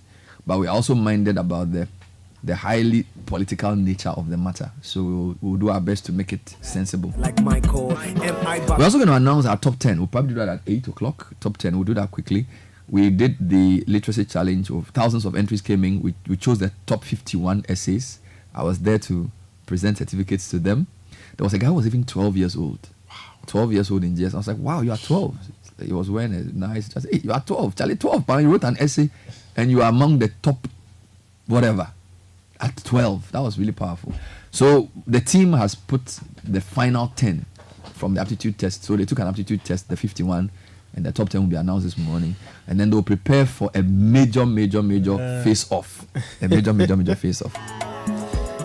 When I was in secondary school, I used to do quizzes for my school. I see. There were 3 of us, myself, Leslie Ajavon, and Mauli Ajasu, were the 3 people. If there's any current affairs quiz, any what do you know thing, the 3 of us were the ones doing it. Leslie Ajavon is now a doctor. He's a doctor. He's a doctor. I think he was at 37. He was the best all-round student in our year. He was a footballer. He was running 100 meters. He used to do what do you know. He was in a debating club, and he was one of the top science students. So that guy, there are always people like that. Yeah, that guy. Leslie Ajavon. He went to Bishop Bauer School. Solid guy. And then there was Mauli Ajasu. I was in primary school with him. He was very, very good with what do you know. Very intelligent guy. He's in the US now. Brain drain. Yeah. So when I think about the kids going to do the literacy challenge quiz, I'm like, I remember I did a particular one, and I got a Fan Milk T-shirt, and the prize was the equivalent of 100,000 CDs in those days. Yeah, Charlie. And I bought Shito. Charlie, I won 100,000 because the teacher who selected me for the quiz, it was a quiz we did at, it was a Fan Milk quiz. So Presec, Accra, Achimota, and another school. And myself and Ajavon represented, and we won. Okay, that's wonderful. Because this victory was after we lost NSMQ to Achimota in, I think, 98. Okay. So when I won that thing, Charlie, we won the Fan Milk and they gave me 100,000. I bought provisions. The thing was nice, Charlie's guy. So very soon, our top 10 will also do their quiz. And it's funny because a lot of the current affairs things I used to do, I'm still doing them. Yeah, of course. Being interested in knowledge and things. So sometimes you need to encourage young people. You don't know what they'll become. That is true. My knowledge, my interest in current affairs, all kinds of quizzes. What is the capital of this country? We'll learn it. What is the currency of this? All those things. All these things. For a lot of times, it felt like, this is not even in the course. I knew so many capitals, so many currencies, so many presidents. It's great. One of my teachers used to call it intellectual baggage. Yeah, it's you know those things help because they later in life they give you context to some of the things. You know, you understand. Yes, just getting random knowledge or random information, just storing them. And you know what I realize is that people ask me, like, how do you prepare for interviews, or how do you prepare to do your show? And I said my whole life is a preparation, because you see, some of the things I know when I was learning those capitals and like I was trying to understand, like, who's the UN Secretary General, who is the first, all those things I was doing is part of the preparation. Yes. Because now you are interviewing somebody and then that knowledge comes to the fore. So you don't prepare maybe by just taking the book today to say I'm going to read it. Your whole life is a preparation. So your routine, your habits, your acquaintances, the things you read about, you may think you are wasting your time learning unnecessary things, but that's actually preparation for something. Because yesterday I went to give a lecture at Ashesi on the economy. All right, so there was a class of leadership and economics, and they started to come and talk about any topic in economics. So I chose a very interesting topic: economics without tears, old ideas for a new economy. Why? Because the first economics book I ever read was written by, guess who? Safwa Bebrese. I see the late. Safwa Bebrese was sports. Okay, he used to do commentary, but he wrote a textbook called Economics Without Tears, and I think he was a teacher at Kumasi High. And that economics was for O level. So when I was in Form 1, I think one of my brothers had that book, so I read that book. And Charlie, my first understanding of economics, the definitions, demand and supply, was from Economics Without Tears. I see. And think about it, this is 1996. So that's how many years ago? 1996. It's 28 years ago. 28 or 18? Yeah, so some of the filler in that book I use in a lecture. You see? So your life is so, because they just can give a lecture on something. And Economics Without Tears, I read it so much because that was, you know, when you go to secondary school and you are doing maths or English or science, you are used to the subject because you've done it in JSS. But if you are doing something like economics, you've never done it before. So there was no, it was such a new thing to me. Demand and supply, John Stuart Mill. Economics is they said our needs are unlimited but our ends are limited. So economics shows how you allocate unlimited scarce resources for something, you know, something in the ordinary business of life. You chew all those things and then you use it. 5 years later, you now understand it. You know, so I'm just encouraging young guys, Charlie, write the essay, take part in the quiz. You don't know. Because now I'm sitting here and I sound so intelligent. It's because of the things I was doing when I was young. You know, so Charlie, nothing is wasted. I used to do debate, I remember. Yes, so this was to be a debater, right? This was in O'Reilly Senior High School. Funny enough, we used to do newspaper reviews in the debate society. We'll write essays, we'll compete, we'll do poetry, we'll do all those things. And the thing is, most of the contests we participated in, we actually lost. But we loved the discipline of sharing ideas, opposing ideas, conceptualizing how to define emotion, how to even anticipate the arguments of your opponent, and what ready arguments you have to counter theirs and all of that. I see that in your yesterday. I was listening to your submission on the road issue, and I could feel like this guy is debating and he's concluding with an emotional. You were like, you know, the road is not done. You are going to see your father. I'm saying people are saying you want to do an app. What's that? I mean, you see, because the point is that we are always complaining about the roads, and the availability of the problem is there. I know. But if you are telling me that you now need an app to collate the problem, what are we talking about? I think Sky's. But it makes sense. It makes sense. Sky convinced me with his argument. So even though your argument initially sold me, I think Sky's point was that, look, we need also to use technology to. So by the way, the app is in line with also a call center. Yes. And sometimes when you use data to collate, so they can produce a map for you. Yeah. They can produce a heat map of traffic complaints in a way that phone calls in the radio station cannot. Will not. So whilst we are not necessarily saying that's the most important thing to do now, sometimes we need to understand that it's complementary. Yes. So you know, and I thank Sky for bringing that angle in. But I'm just saying, like, look, all the things we do, literacy challenge, these quizzes and things, I think a lot of young people need opportunities to express their gifts, you know. And a lot of what I was doing extracurricular, somehow I was in a debaters club, okay. One of my best friends, Paul of Ariado, is back in town. He was a great orator. he went to the US to do medicine. He's a doctor. So I can say of all that group, I'm probably the one or two of the people who are using all of that knowledge. Because a lot of my friends in the debaters club, Koblanya Lete, he's a high-time banker. Opariado is a doctor. Ajavon is a doctor. Most of them are doing well wherever they are.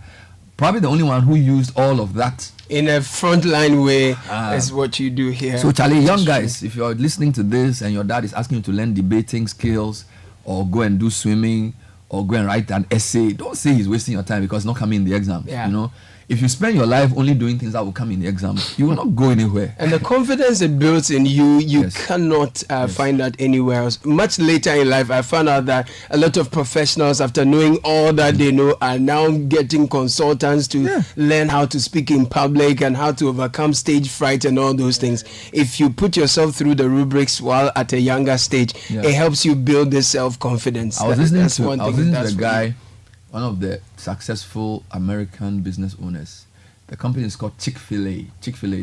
Those who are in the US know it. They compete favorably with the other KFC. But Chick-fil-A is really loved, but it's very American. It's not really outside the country. I was listening to a podcast where he was saying one of the reasons why he's such a disciplined leader. They're asking him how he's been able to be so consistent. He says he used to do sports when he was young. So they asked him where he developed his discipline from. He said, I didn't develop it in the university. He says, I used to do sports in, I think, the equivalent of JSS. Right. And that sports put him in a certain regiment that he's now applying in school, you know. And sometimes we think that good students are those who just pass their exams and that kind of thing. Sometimes, which is why it's sad that in Ghana, we make sports seem to be for the people who are dropouts. Yeah. I was saying to you that in my year group, the best student, in my view, was Ajavon because he was a school athlete. He was in the 100-meter team. He was in the 4x100 team. He was in the school football team. He could play volleyball. He was in the debaters club. Yeah. He could do quizzes. And he was also a good science student. You get it? So sometimes we think like, oh, let the Sankwas do sports and let the intelligent guys become the doctors. But the sports complements the medicine. Even with visual arts, Bernard. Yes. I mean, right now, the world is moved by visual art. When I was watching the Paris Olympics, the opening, I was thinking about how the things I was seeing were made. You know, and in my mind, this must be a lot of knowledge, a lot of art. So people are doing, there is the science, the lightning part, the sound part, the engineering part, the art part. Because I saw this horse, I was wondering, okay, so who sculpted this, who planned this, who built it, how is it running, how is it moving on the water, is it moving on a submarine, or what's happening here? So all of that comes together. So at that young age, nothing is not useful. So parents should expose their children to as much knowledge as they can. Speaking about Ashesi, I was there yesterday and they are announcing that if you want to launch your career, start your own business, or embark on advanced studies within 6 months of graduation, that's what happens at Ashesi. From Accra to Nairobi, from London to New York, Ashesi graduates are noticed and they are leading successful careers. Regardless of what you choose to study, an Ashesi education gives you a strong foundation for life. Visit ashesi.edu.ga to learn more about the Ashesi advantage. Remember, admissions are ongoing. Bernard, did you have time to tour their campus? It's looking different. You know, I haven't been there in about 5 years, and the place is looking. It's really nice. The place is looking really, really nice. Now, if you want to do something like spec your old car or get a home makeover or relax on a beach getaway, use your ABSA card 10 times or more in a month, and you could be a lucky winner in the ABSA Change Your Story promotion. And extra entries by using our digital channels 5 times or more. From now till end of October, 5 lucky winners will take away 40,000 cedis each every month to change their stories. For more information, visit an ABSA branch today. This promotion is regulated by the National Lottery Authority on the Caritas Lottery platform. Now, here's an announcement that will pique your interest. This is from the Ministry of Roads and Highways. Okay. Now, acting to the Department of Urban Roads, they are announcing to the general public of the temporal, is that a word? Is it temporal or temporary? What's this? They said temporal interruption. No, it should be temporary.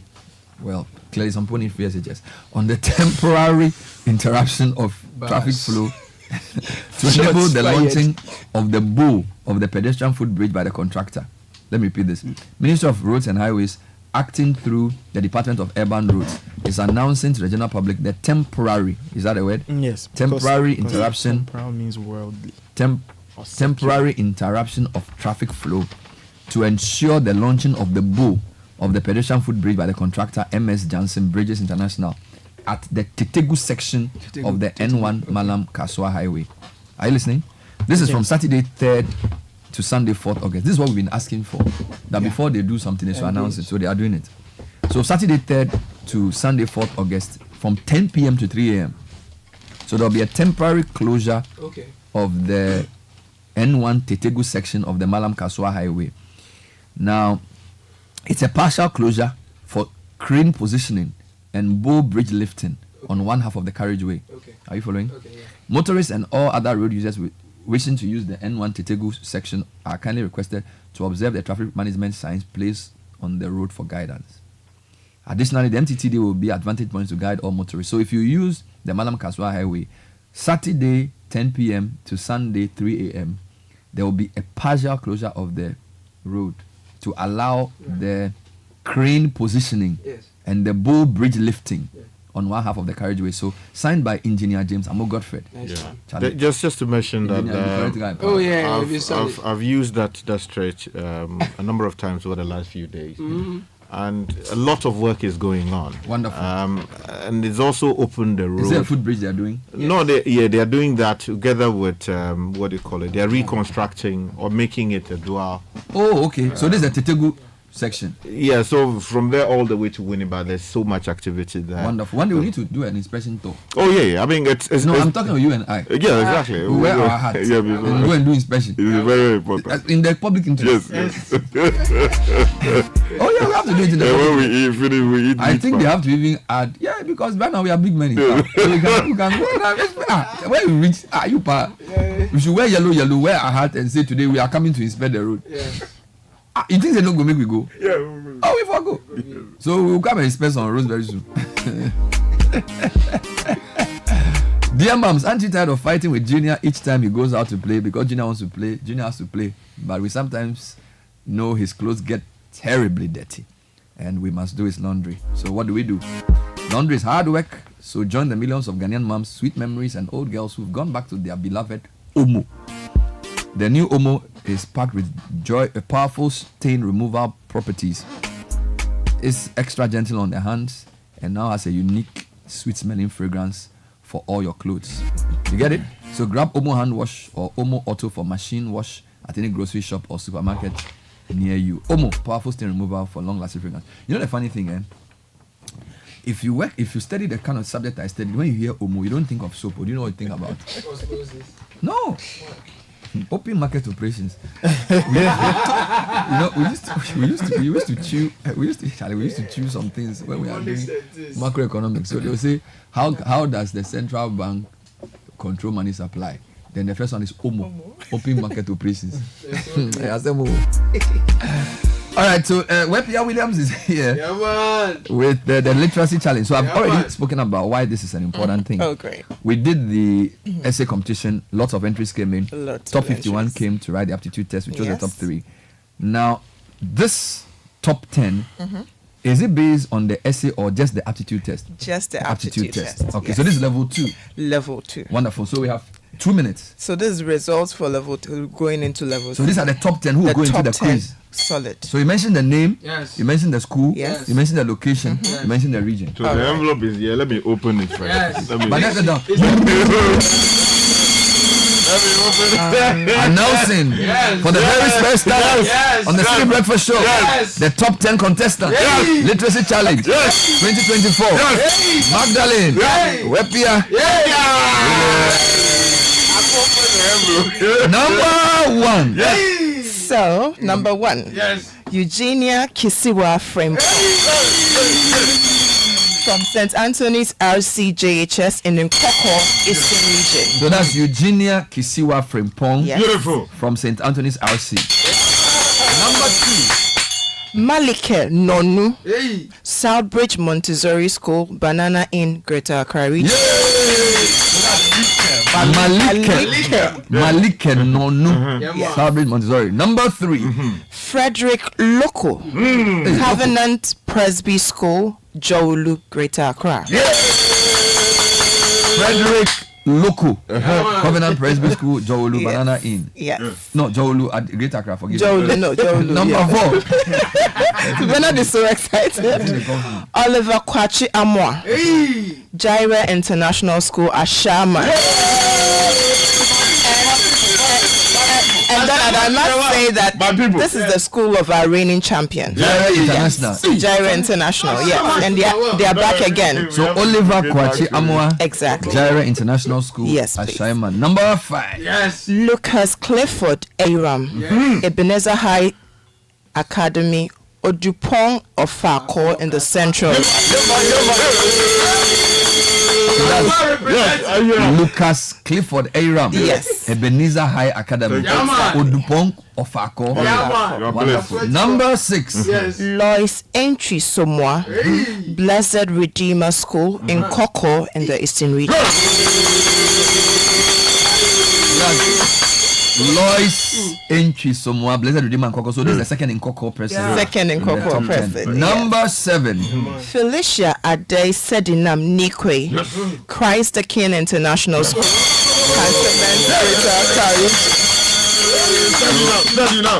Felicia Ade Sedinam Nikwe. Christ the King International Cantonment, Greater Accra region. The name is like a copia of name. Yes. I know, right? Yeah, so Felicia Ade sounds Akan, Sedinam sounds Ewe. And then Nikwe. It's a Ghanaian. Number 8. Lillian Nakisha Amwakun. Silicon Valley International School.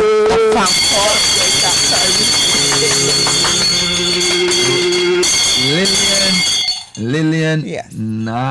Nakisha Amwako, Silicon Valley International. Yes. Ofanko. Not to be confused with Ofako. Exactly. Ofanko no Ofako. Yeah, that's right. This one is on the road to my house. Yeah. Okay. By coincidence. Ama Boatima Asamoah. Another Jaira International School. Chairman. Are you listening? Are you listening? He's listening. Your people are performing. Yes. You have to show up at the event. Yes. Exactly. 2 of your people are in the finals. Yes. Finally, for number 10. Kelvin Kojo Ofori. Agri Memorial International School. Kanda. Kelvin Kojo Ofori.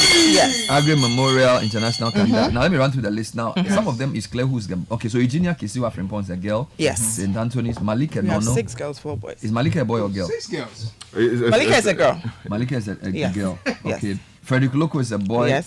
Oliver Kwachiamwa A boy. is a boy. Yes. Lucas Clifford Boy. is a boy. Aram Lois Entry Girl. is a girl. Felicia Girl. Ade, Lillian Girl. Amma Boatima Girl.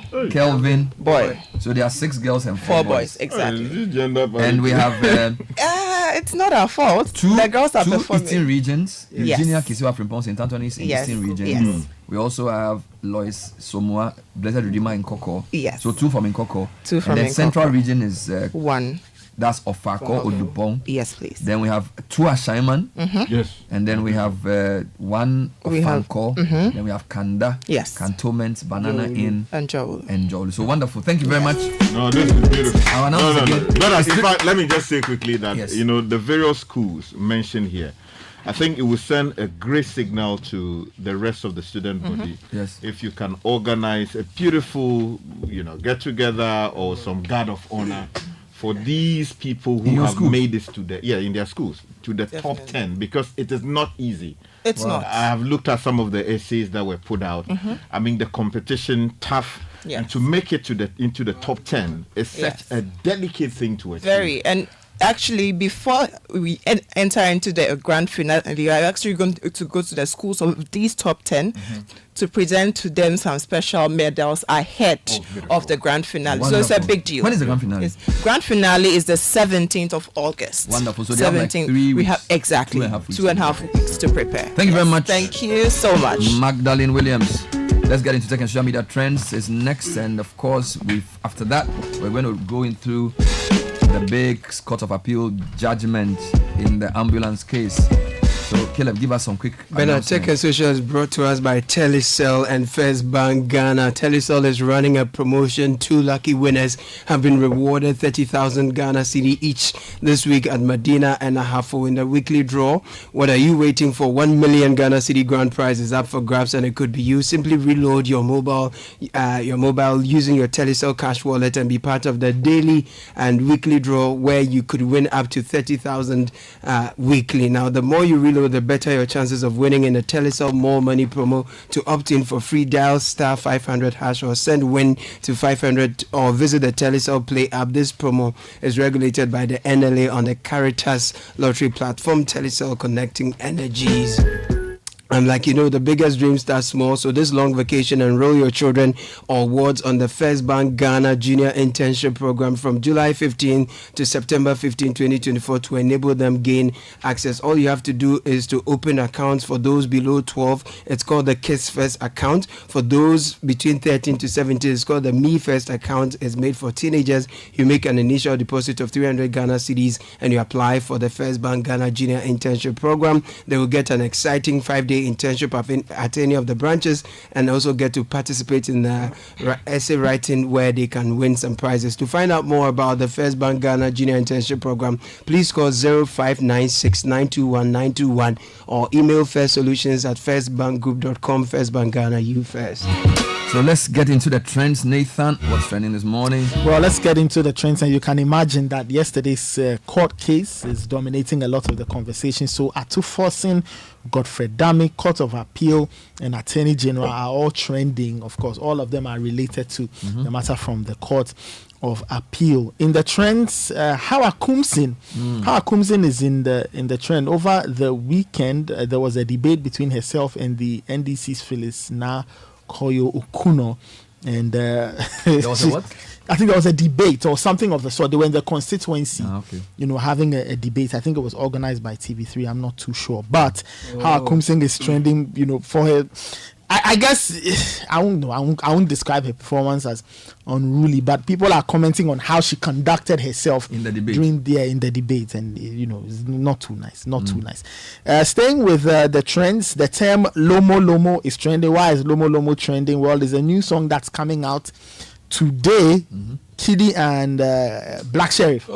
Right. They have a song that's coming out, or it's been released as it turns out.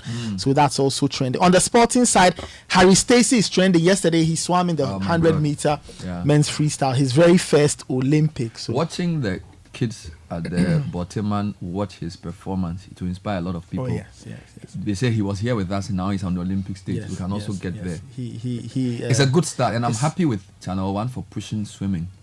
Very soon we'll have a world champion. Well, yes. If we keep at it. You have to put in the work. Anyway, so that is trending. Lewandowski is also trending. The Barcelona forward, well, he's still at the club, but fans are very unhappy with his performance in pre-season. He missed some chances against Manchester City. So, Charlie, people are very upset. Barca fans vexed. They say, this guy, is this what he's coming to do in the coming season? This is what they paid for. Well, they beat Man City though in a friendly, but they are unhappy with Robert Lewandowski. But quickly to some tech news, and our very good friends OpenAI, yesterday they released a more advanced version of ChatGPT.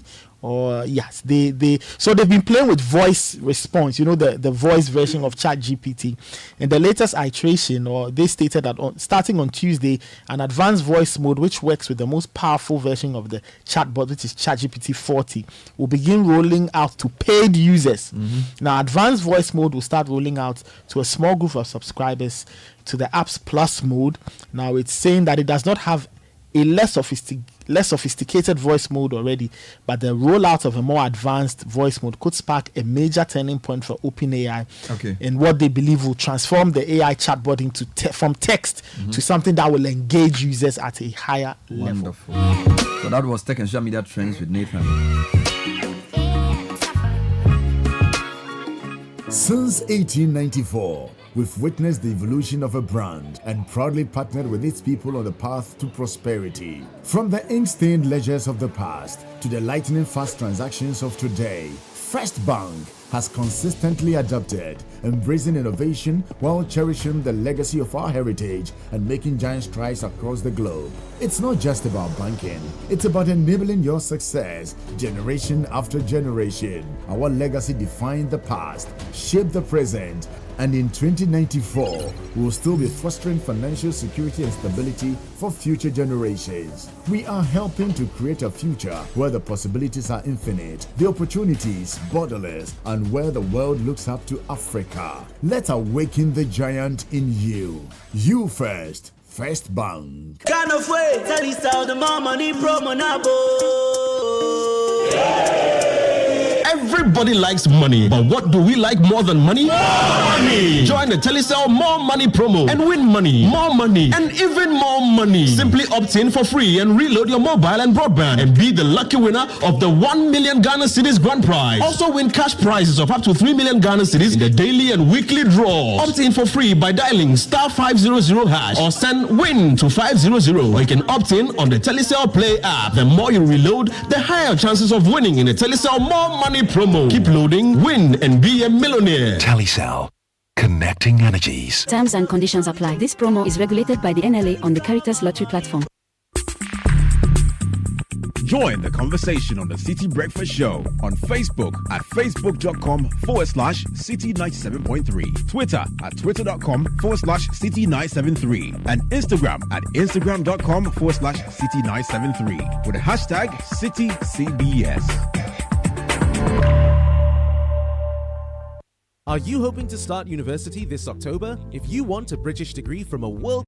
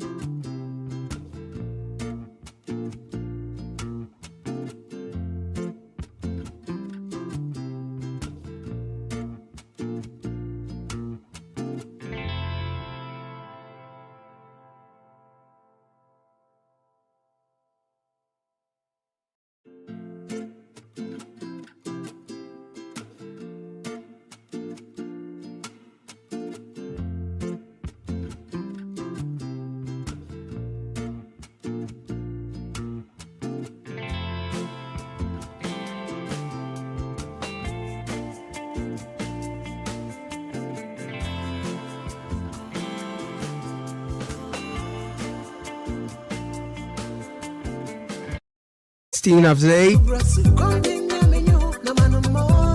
And some important announcements coming your way quickly. Your living room deserves class, warmth, and memory for your family and friends who visit home. Ashform is offering you an exquisite range of modern designed living room sofas and couches, center tables, wooden beds, headboards, wardrobes, dressers, beds, side drawers, and chairs for your poolside, balcony, or garden areas. So visit any of our showrooms across the country and delight yourself with Ashform stylish living room furniture crafted with the finest wood or MDF. Call us on 0243 200 729 or 0559 027 907 or visit our showrooms in all the big malls and other locations near you. Free delivery to your doorstep. Please be minded of internet fraudsters. We are ISO certified. Be an Ashformer now. Ashform, fuel it nowhere. Now let me tell you a quick story about an old neighbor, hardworking baker who makes the tastiest pastries. For many years, she's always had a small shop. On my way to work today, I passed by her shop and she's upgraded to deliveries. All it took was a conversation with APSA and she got a collateral-free loan of up to 500,000 Ghana cedis with a 10% annual interest rate. Best on the market today. So for budding entrepreneurs seeking the next chapter in their stories, visit any APSA branch to speak to someone to help guide you on your journey. Because at APSA, your story matters. Now there's an exciting new chocolate beverage out there on the market. It's called Twisco and it's from the producers of Cowbell. It's made with a blend of premium cocoa powder and it's enriched with NF4. Start your day with a cup of the great tasting Twisco and power your dream. This ad is FDA approved. Now, if you're an importer or exporter or involved in any form of international trade, the Bank of Africa is here to provide the needed support to make all your cross-border trade transactions seamless. Get in touch with them and get some great support for warehouse financing, discounting of receivables, local and offshore guarantees, and remittance of export proceeds across the West African region. Call them on 0302249690 or visit any of their branches to discuss what you want with them. Bank of Africa is the African bank with a global reach. Now, the Heritage Christian University College is here. They are Namasaman behind the Olympic Stadium. They are affiliated to KNUST and UCC and they are accredited by GTech. They've got a wide range of undergrad programs. They have some master's programs as well. And they want to provide a missing link in tertiary education through creativity and innovation. Visit their website hcuc.edu.gh to find out more or call them on 020-229-8399. Heritage Christian University College, educating compassionate entrepreneurial leaders. 19 minutes past 8, still on the Citi Breakfast Show. The new order of retirement is here. You can retire on your own terms with a guaranteed monthly income for the rest of your life. Simply invest a lump sum into the Old Mutual Retirement Salary Plan and start receiving monthly income to enjoy the perfect retirement. It's that easy. The best part is you get to enjoy salary increase 16% in 2023-24 as well. Call Old Mutual on 0504-53433 or visit oldmutual.com.gh or simply dial star 789 star 01 hash to request a call. Old Mutual, do great things every day. Now, the VW Ghana is excited to announce its 40K promo campaign for every T-Cross subcompact crossover SUV purchase.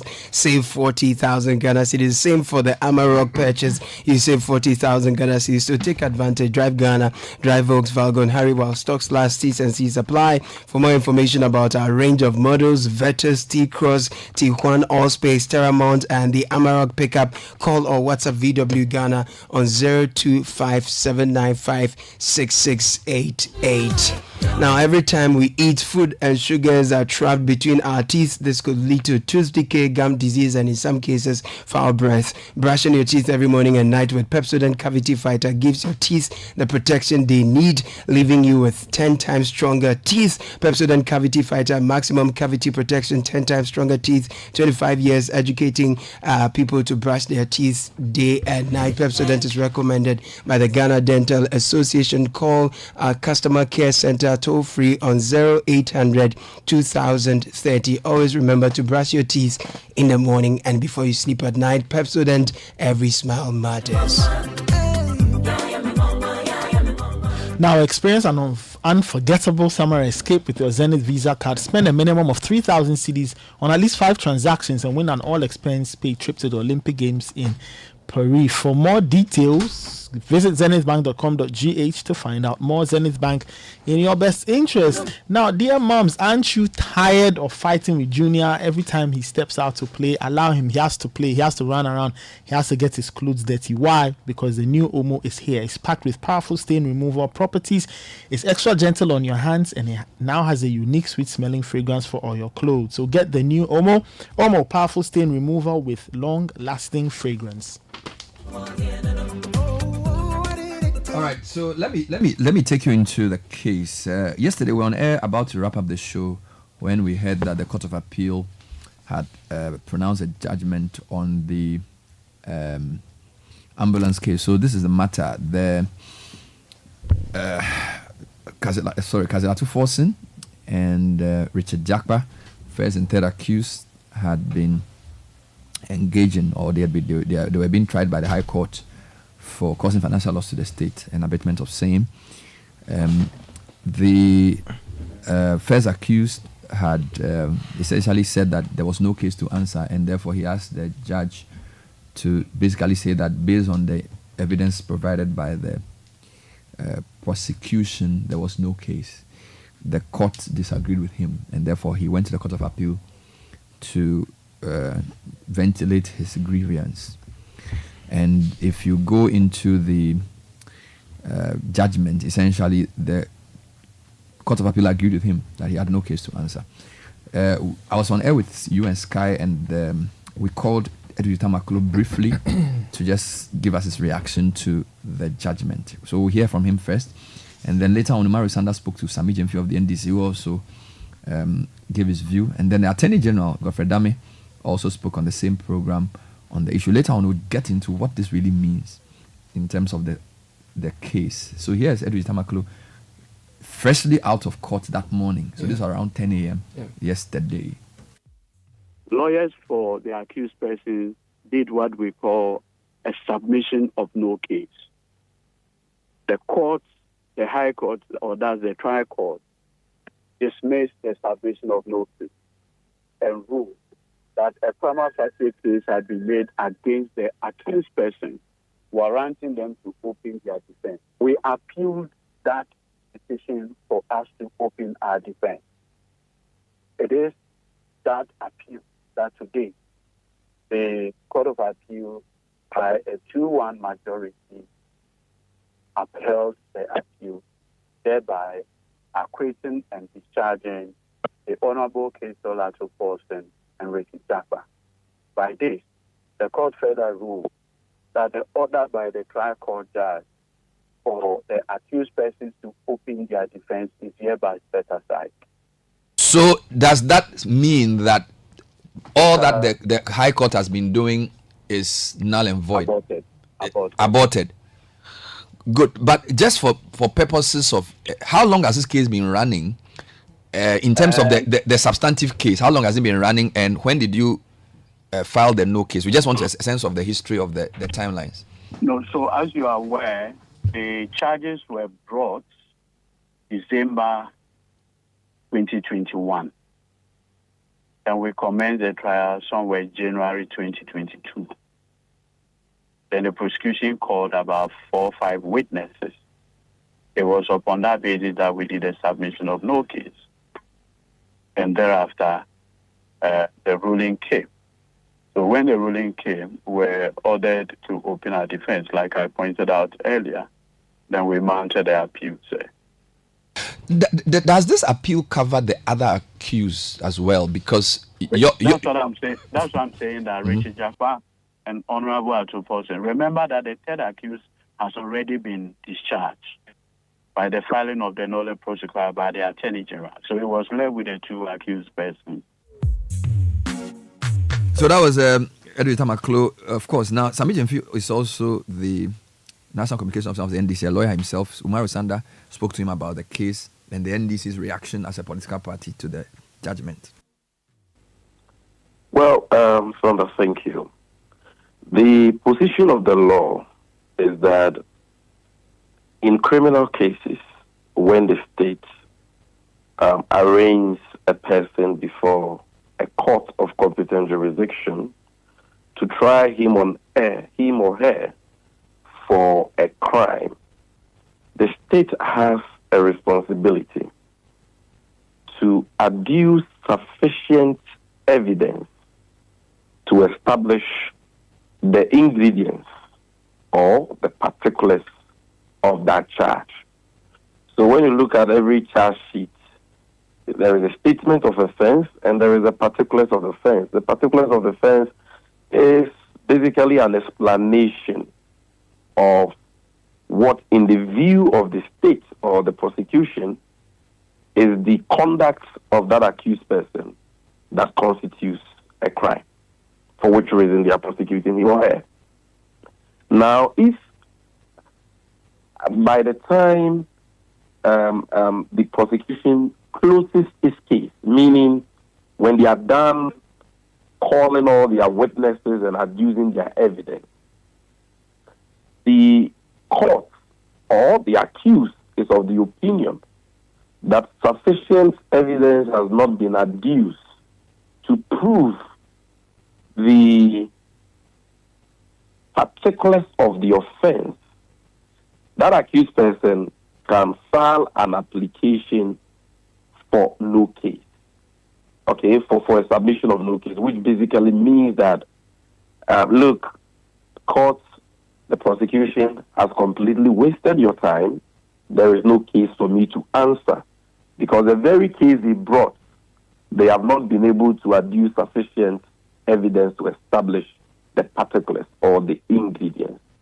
Now, when that application is made, the court is bound to make a ruling before it orders the accused person to open his or her case. If the court makes a ruling that the prosecution has not made a sufficient case, then the court will say there is no need for you, the accused person, to even open your defense. So the matter is dismissed, accused person acquitted and discharged. If the court forms the opinion that a sufficient case, prima facie case has been made, it will order the accused person to open his or her defense. So that is by way of legal education. In the present case of Dr. Atoforsen, at the end of the prosecution's case, lawyers for Dr. Atoforsen filed an application for submission of no case. And the trial court dismissed it and ordered Dr. Atoforsen to open his defense, because the court was of the opinion that the state had adduced sufficient evidence to establish a prima facie case. There was a case to answer. Honorable Mr. Richard Japa also filed an appeal to challenge this. So it is that matter which the Court of Appeal has determined today.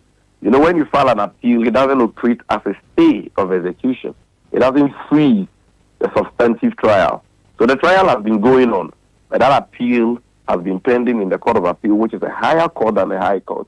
And today, lo and behold, the Court of Appeal gave its judgment on the matter. And what some of us have been saying all along, that this case was frivolous, it was baseless, it was nothing but political witch hunt, it was nothing but persecution of the leader of the NDC caucus in Parliament, who has been at the forefront of our struggle against the misrule, the misgovernance, the bad policies of the Kufuor-Bawumia MPP government. And that same was calculated to cower him. We have been vindicated. The Court of Appeal, by a majority decision of 2-1, has held that Damis case was frivolous. Atoforsen has no case to answer. It was totally wrong for the trial judge to have ordered Atoforsen to open his defense. And so Atoforsen's application for submission of no case has been upheld, and he has been acquitted and discharged, which automatically terminates the matter in the High Court. Unless and until a higher court, in this case the Supreme Court, sets aside the decision of the Court of Appeal. So in summary, this is what has happened, and we are excited because this is victory for the rule of law. The Court of Appeal has demonstrated that indeed they are still, persons of conscience, people who are alive to their fidelity to the Constitution of Ghana, people who uphold the principles of justice and accountability. What this case shows that we still have such people on the bench. And so all hope is not lost. We are very refreshed and encouraged by this decision. Godfrey Dame has been badly exposed for who he really is. So that was Sami Jemfi speaking to Mario Sandamadu. On the same program, Attorney General Godfrey Dame spoke and says the state has a strong case despite the Court of Appeal's ruling or judgment that he would appeal the judgment. Here are excerpts of that conversation. I think that first and foremost, it's important to recognize that the Court of Appeal itself was even split in the determination of the question, whether the accused persons had a case to answer. So even though the Court of Appeal itself, they were not clear, or there was no unanimity among them. So clearly the Court of Appeal itself, one of them had a contrary view. And that is actually not the only reason why the decision ought to be appealed against. The decision ought to be appealed against because, for me, it is perverse. It goes contrary to all the established authorities on courts and financial laws, and also flies in the face of the solid evidence that was led by the prosecution at the trial. And what evidence am I talking about? I'm talking about, one, the establishment of all the ingredients of courts and financial laws. So, one, the establishment of courts and financial law, that the financial laws have been caused in the matter. Two, the establishment of a link between the accused persons and the offense with which they were charged. So the financial laws clearly was established in this manner. Vehicles were imported into the country in December 2014, and the vehicles were supposed to be ambulances. When the vehicles arrived, they were devoid of any equipment that would render them unfit for use as ambulance. Apart from that, the vehicles were even contrary to specifications agreed in the contract. The vehicles were also, to show the criminal intention of the accused persons, imported outside the time frame agreed under the contract. So by the time the contract was being performed, the contract had even lapsed, because the contract was signed in December 2012. If you look at the timelines for the performance of the contract, they had 11 months within which to perform the contract. That would take us to when? It's not December 2013. So, and by that time, not even a single ambulance had been imported. By August 2014, when the then Deputy Minister for Finance, Dr. Tufosin, was writing for the LC to be established and for the vehicles to be imported, the contract had been lapsed. Apart from that, it was even without a request by the Ministry of Health, which was supposed to use the ambulances, because the Minister for Health then, Madam Sherry Aiti, had explicitly written to the company, basically, for them to stop production of the ambulances, because the Ministry of Health did not have any money to establish the LCs. And somehow, without any request at all by any person, without any authorization, Dr. Tufosin then wrote for the payment for the vehicles. The letters were written on 7th and 12th August 2014. After that, the LCs were established on 18th August 2014. After that, the ambulances were then shipped from Dubai and then arrived in Ghana in December 2014. And it will interest you to note that throughout the remainder of the term of the SWA Mahama administration, they failed to convert the vehicles into ambulances. And that is because, clearly on account of the evidence returned at the trial, which consisted of reports by the Ministry of Health and the National Ambulance Services, the vehicles could not be used for the purpose. They could not be converted into ambulances. Indeed, the Ministry of Health commissioned the authorized dealers of the ambulances, commissioned the authorized dealers of Mercedes-Benz, which supplied or from which the ambulances, the vehicles were procured. to assess the vehicles. And they made a determination in their report that the vehicles were not fit to be converted into ambulances. And that's because they were contrary to the specifications agreed under the contract. It was not just a case where medical equipment had not been fixed into the vehicles, and for that matter, all it required was for the medical equipment to be fixed into the ambulances. Indeed, almost every material part of the vehicles was defective, from the body to the engine to the interior parts and all that. They were contrary to the specifications under the agreement. So clearly, if vehicles have been imported into the country rather than ambulances, and those vehicles cannot be converted into ambulances, there cannot be any doubt that the financial loss have been caused. And it is not I, Godfrey Dami, saying so. In the words of the former Minister for Finance, Dr. Alesebifia, in 2 letters... Former Minister for Health. Yes, former Minister for Health, I'm sorry. Dr. Alesebifia. In 2 letters that he himself had written, the vehicles were ordinary vans, which could not be used for the purpose for which they were procured. So that is clearly established. Okay. And now the link between the accused persons and the offense is so clear. Without the act of Mr. Atoforsen, which consisted of authorizing payment for the vehicles would not have been imported in the first place. And it was not even pursuant to a request by the Ministry of Health, as I've indicated.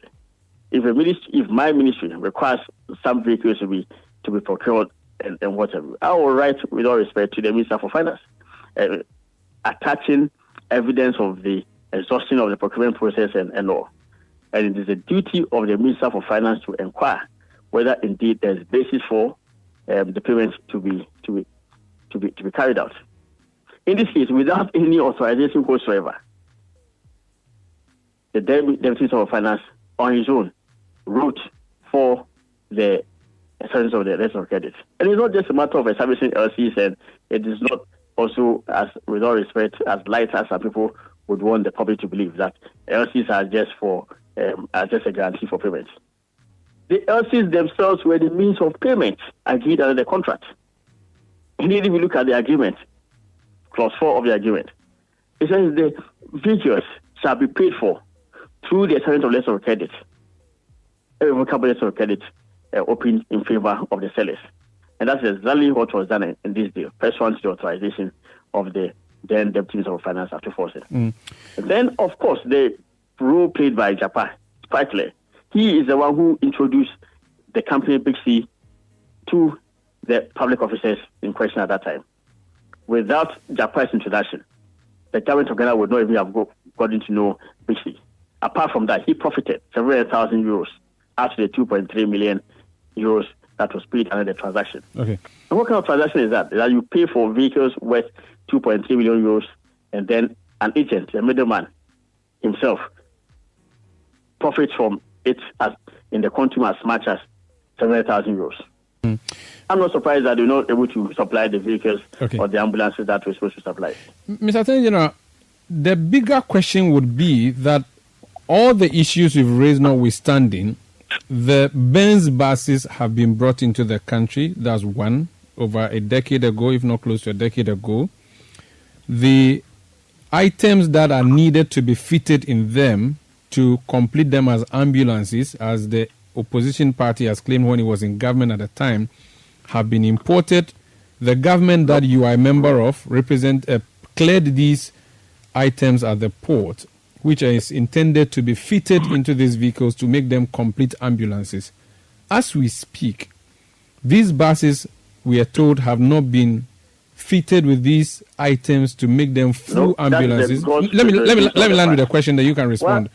So the question is, if these buses are in the country and they have not been fitted with these items that your government has imported, you on the other side are causing a financial loss to the state as well as a parallel. You are guilty of the same thing you are accusing the previous government of doing. I think no, I will not. That's why you see. I think that it's a very gross misrepresentation of the facts. Apart from that, it is just playing to the gallery, because I've already told you that the vehicles were imported in December 2014. The material question you ought to ask yourself as a radio presenter, a person hosting such an important program, is how come from December 2014 up to January 2017, the vehicles could not be converted into ambulances? Or how come the equipment that had allegedly been imported could not be fitted?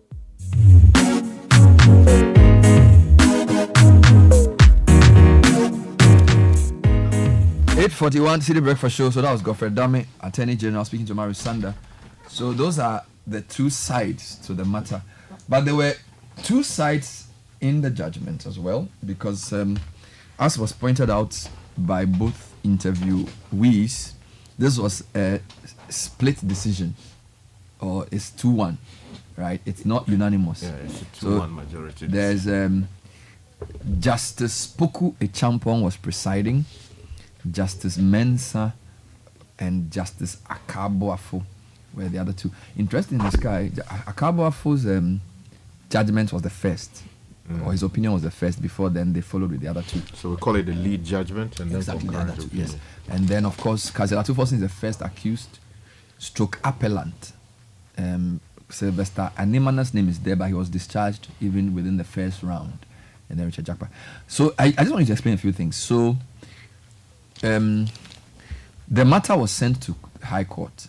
Yes. And then the prosecution made their initial case.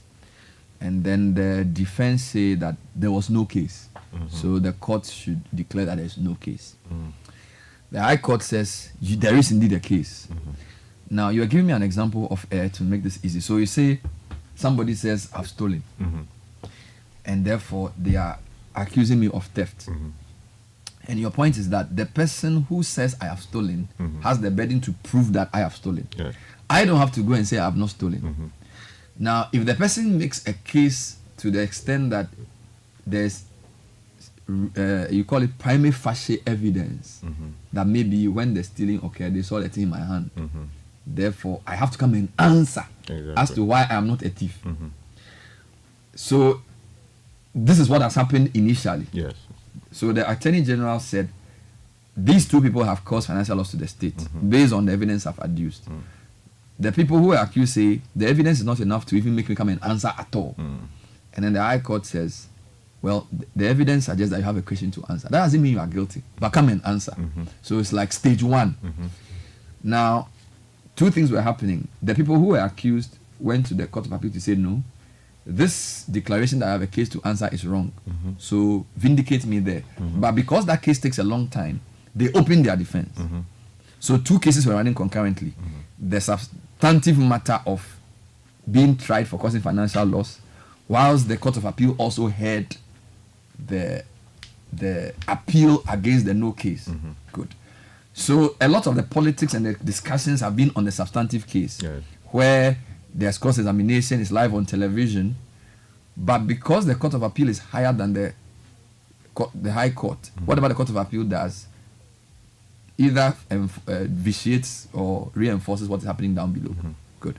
So, first point, is it right to say that he has been discharged and acquitted? Because somebody tells me that you don't acquit a person if he hasn't been tried fully. So you can only say he's been discharged. So that the right thing to say is that, based on the judgment of the Court of Appeal, Atu Forsen and Richard Jakpa have been discharged. But you can't say they've been acquitted because they have not been tried. Is that correct? Yes, with the necessary modification. The effect of being acquitted and discharged is that on the same facts, the state cannot come back and say, I am arresting you and prosecuting you. Because in that case, that would disturb an established principle of law that you cannot try the same person on the same old facts surrounding the same matter, unless you have some other evidence which is dealing with substantially another matter altogether. So if you say you have acquitted and discharged, then the state is stopped from going after the same person on the same facts with the same evidence again. Now, the other is where they say you are discharged. Now, when you are simply discharged, what it means is the state is at liberty to come back with proper evidence, founded, claims against you, and then put you through the process. So what I'm saying, so you're saying I'm correct in saying that he's been discharged? Well, he's not been fully tried, right? No, but if you, so you see, the Court of Appeal used the language acquitted and discharged. So we should just stick with so let's stick with what they have here, unless there's... Let's deal with the charge sheet, because Akabuafo in 18 summarizes the charge sheet, because that gives us the basis for where we are going, right? So there was count 1, willfully causing financial loss to the Republic, contrary to section 179A 3A of the Criminal Offences Act 1960. And the particulars are that Kazelatu forcing between August 2014, that's 10 years ago tomorrow, August 2014. Wow. Yeah, tomorrow is 1st August. And 2016 in Accra, in the Greater Accra region, willfully caused financial loss of 2.3 million euro to the Republic by authorizing irrevocable letters of credit valued at 3.9 million euros to be established, out of which payments amounting to 3.7 million were to be made to a company called Big C General Trading for the supply of vehicles purporting to be ambulances without due cause and authorization. So that's the statement of the particulars. Then this is count 1. Then there's count 3, willfully causing financial loss to the Republic, contrary to section 179A2 of the Criminal Offences Act. So there's the willfully causing financial loss to the state. Now, for Richard Jakpa, again, same thing. Between August 2014 and 2016, willfully causing financial loss of 2.3 million to the Republic by intentionally causing vehicles purporting to be ambulances to be supplied. So he's from the supply side to the Republic by Big C without due cause. Statement of offense in count 5, intentionally misapplying public property contrary to section 1 of the Public Protection. So basically, count 1 and 3 count 1 applies to Atu Forsen, and then count 3 also applies to him. And then for Jakpa, it's count 5. So I guess the count 2 applied to the man who was discharged earlier, Animana, from what I see here. Now, then let's look at the grounds of appeal. All right? Actually, before we get to the grounds of appeal, let's read paragraph 19. Let's go to paragraph 19. As stated earlier. But on which page are you? Page 7. In the Word document. As stated earlier, the first and third accused pleaded not guilty to the charges preferred against them. The prosecution, in proving the charges against them, called 5 witnesses who testified and tendered documents. Counsel made submission of no case for the consideration of the court, but same was dismissed by the court. So this, I'm now giving you the history of where we are. Let me repeat this.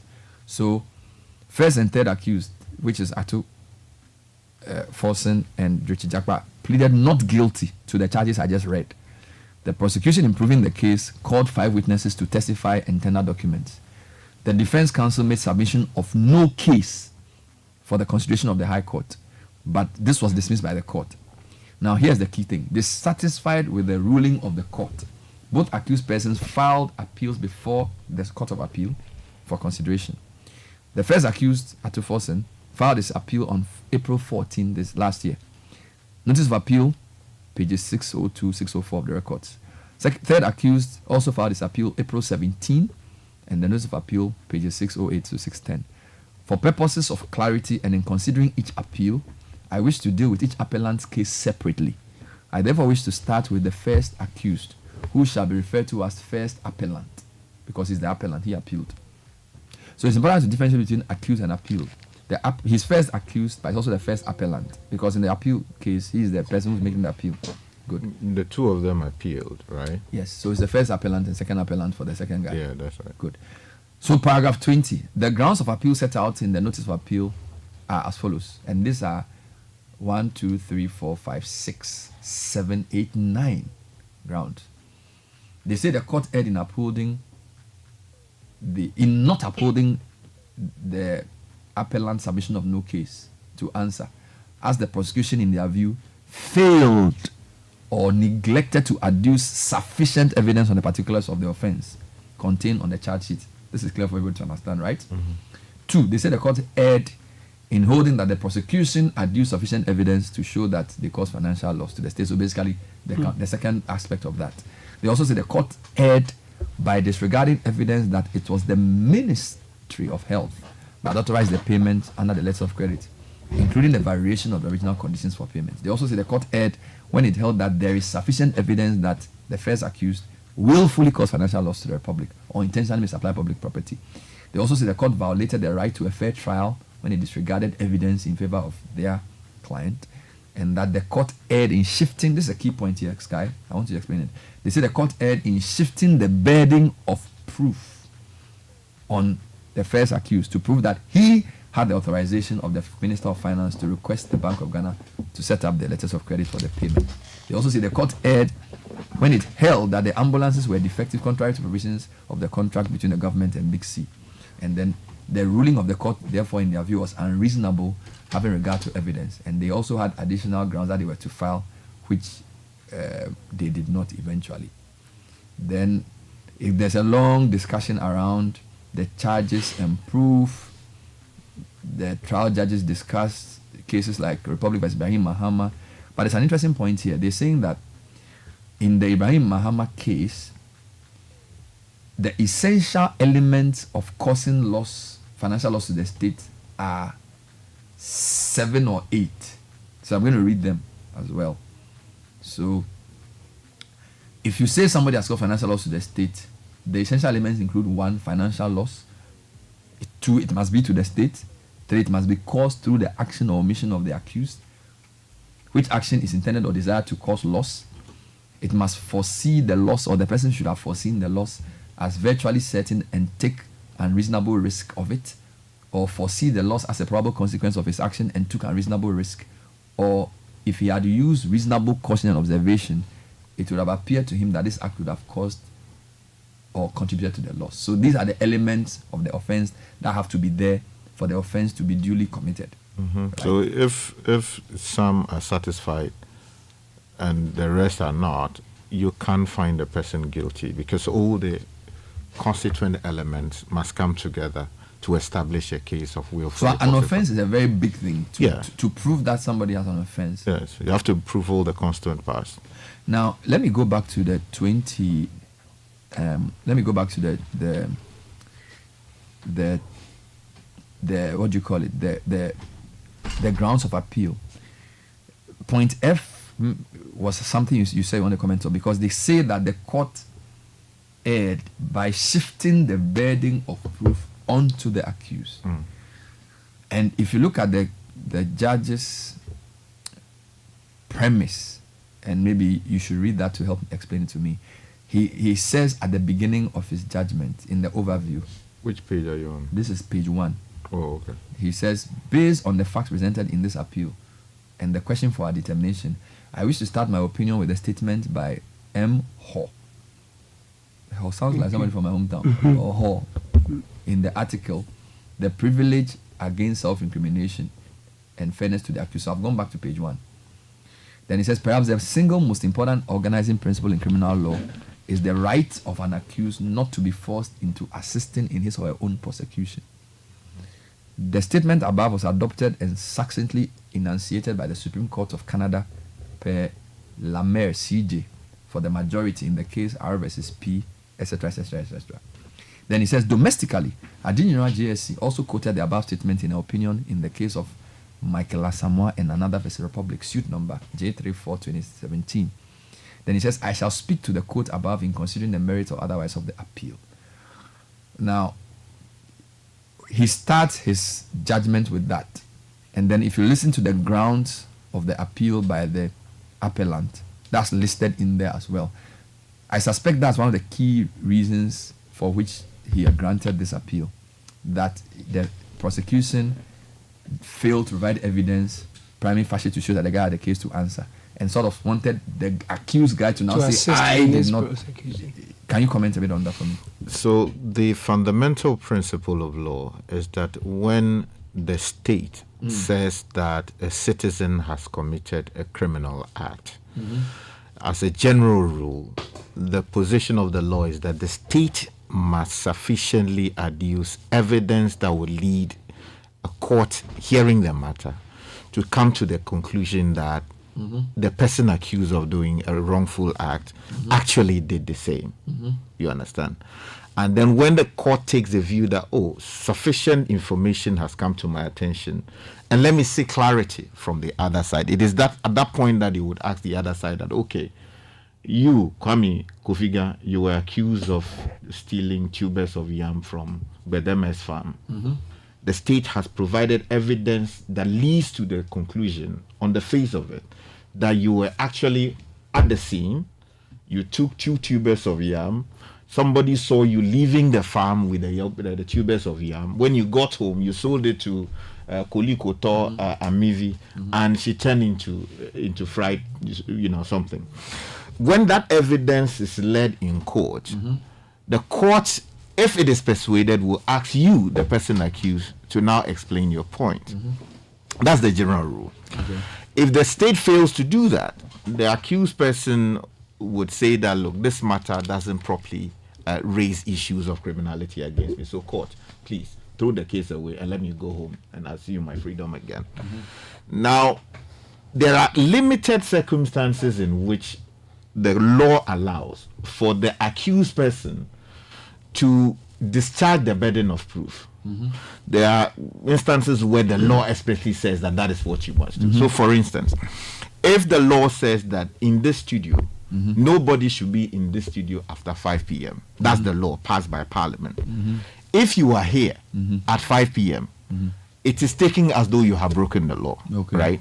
So all the state needs to prove that is that, look, you were here at 5 p.m. Now, the burden of proving that, look, you were here, yes, but you were here because of A, B, and C. You have to discharge that burden. So the burden shifts depending on the peculiar circumstances of the case. But as a general principle. Because the person must prove that I was here at 5 before I get it. So basically that is what it is. The accused person is asserting at this point that, look, it is not my job to prove that I am guilty of anything. I am not coming to assist the state to put me in jail. So let the state provide sufficient evidence to lead the court to a conclusion that, I have done something wrong. In that case, I am ready and prepared to defend myself. That is when they ask you, open your defense. Let me read 24 and 25, and then 25 deals with it. So on count 5, I know that the trial judge referred to the relevant section of the law, briefly applied it to the facts, and concluded that a prima facie case had been made for the first appellant to open his defense. I shall later comment on this in my analysis and evaluation. It's important to note that on both counts, as the particulars of the offense allege, it is a contention of the prosecution that the first appellant authorized irrevocable letters of credit and misapplied public property without due cause and authorization. Therefore, the prosecution must adduce sufficient evidence to support its contention that the first appellant acted without authorization. So the hint I get here is that a court of appeal judge actually analyzes the judgment of a lower court to see if the judgment was sound. In a way, indirectly. That's what it is. 25. And this goes to what you are saying. When it is said that an accused person is presumed to be innocent, all that it meant is that the prosecution is obliged to prove the case against him beyond reasonable doubt. Then he gives in Philipson on Evidence, 11th edition. It's a book, 1970, paragraph 920, page 920, paragraph 2025. It stated, at the present day, in the absence of evidence, innocence of crime is usually said to be presumed by law. At all events, the burden of proof is always cast upon the party asserting criminality. Its commission, when the question arises in a criminal case, must, however, be proved not by mere preponderance of evidence, but beyond reasonable doubt. So let me just try and see if I understand this. When you say Caleb has done something, generally you must prove it. Yes. If you say what Caleb has done is a crime, so if it's a question of something that's not necessarily criminal, but he's done something bad, you can use evidence saying that he's done something bad. But if it's a crime is committed, you must prove it beyond reasonable doubt. So if it's criminal law, it's higher than. Yeah. So there are two sides. There are two, broadly speaking, areas of law, and I'm using it, in a very loose sense. So there's criminal law and there's civil law. So if Caleb has come to your house and damaged your television, right? In that case, it's a civil matter, unless you can prove that there's a criminal element to what he did. In which case, if you can take him to court for him to be prosecuted on the criminal aspect of it, and then you take a civil action against him to recover the cost of the television and related damages, if any. You understand? So if you go the civil way, the burden, discharging the burden is on the basis of preponderance of probabilities. So there is no certainty as a matter of law. You just weigh the two, weigh the evidence. And say that, Caleb, on the balance of probabilities, it looks like you actually touched the television, and then, you know. But stealing the TV is a crime. So on stealing, they have to prove that I stole it. As against damaging my TV, which is not a crime. Yeah, I must say, though, that if you go to other jurisdictions like the UK, they have moved or are moving away from this business of reasonable doubt. What do they go to? Sure. The court has to be sure. Okay. In order to return a guilty verdict. I get it. Because beyond reasonable doubt, all reasonable doubt. So they want to use surety. That's right. You have to be sure in order to convict. Now let's go 26. My laws in our jurisdiction on evidence act, which I find interesting. NRC Decree 323 is the applicable law. So it means that in our country, laws passed even by military governments are still part of our law. Yes, because in 1992, when we got a new constitution, came into force in 1993, we incorporated those laws with the necessary modifications into the existing body of law. So he quotes NRC Decree 323, which is the applicable law, and he says relevant portions are section 10, 11, and 17, and sections 11, 2, and 4, where he now says, for example, that in a criminal action, the burden of producing evidence when it is on the prosecution as a fact which is essential to guilt requires the prosecution to produce sufficient evidence so that on the totality of the evidence, a reasonable mind can find the existence of the fact beyond a reasonable doubt. For in other circumstances, the burden of producing evidence requires a party to produce sufficient evidence which on the totality of evidence leads a reasonable mind to conclude that the existence of the fact was more probable than its non-existence. Then it goes to 27. Still on the NRC decree. Section 17 refers to allocation of burden of producing evidence, and Section 10, 1 and 2 defines the burden of persuasion as follows.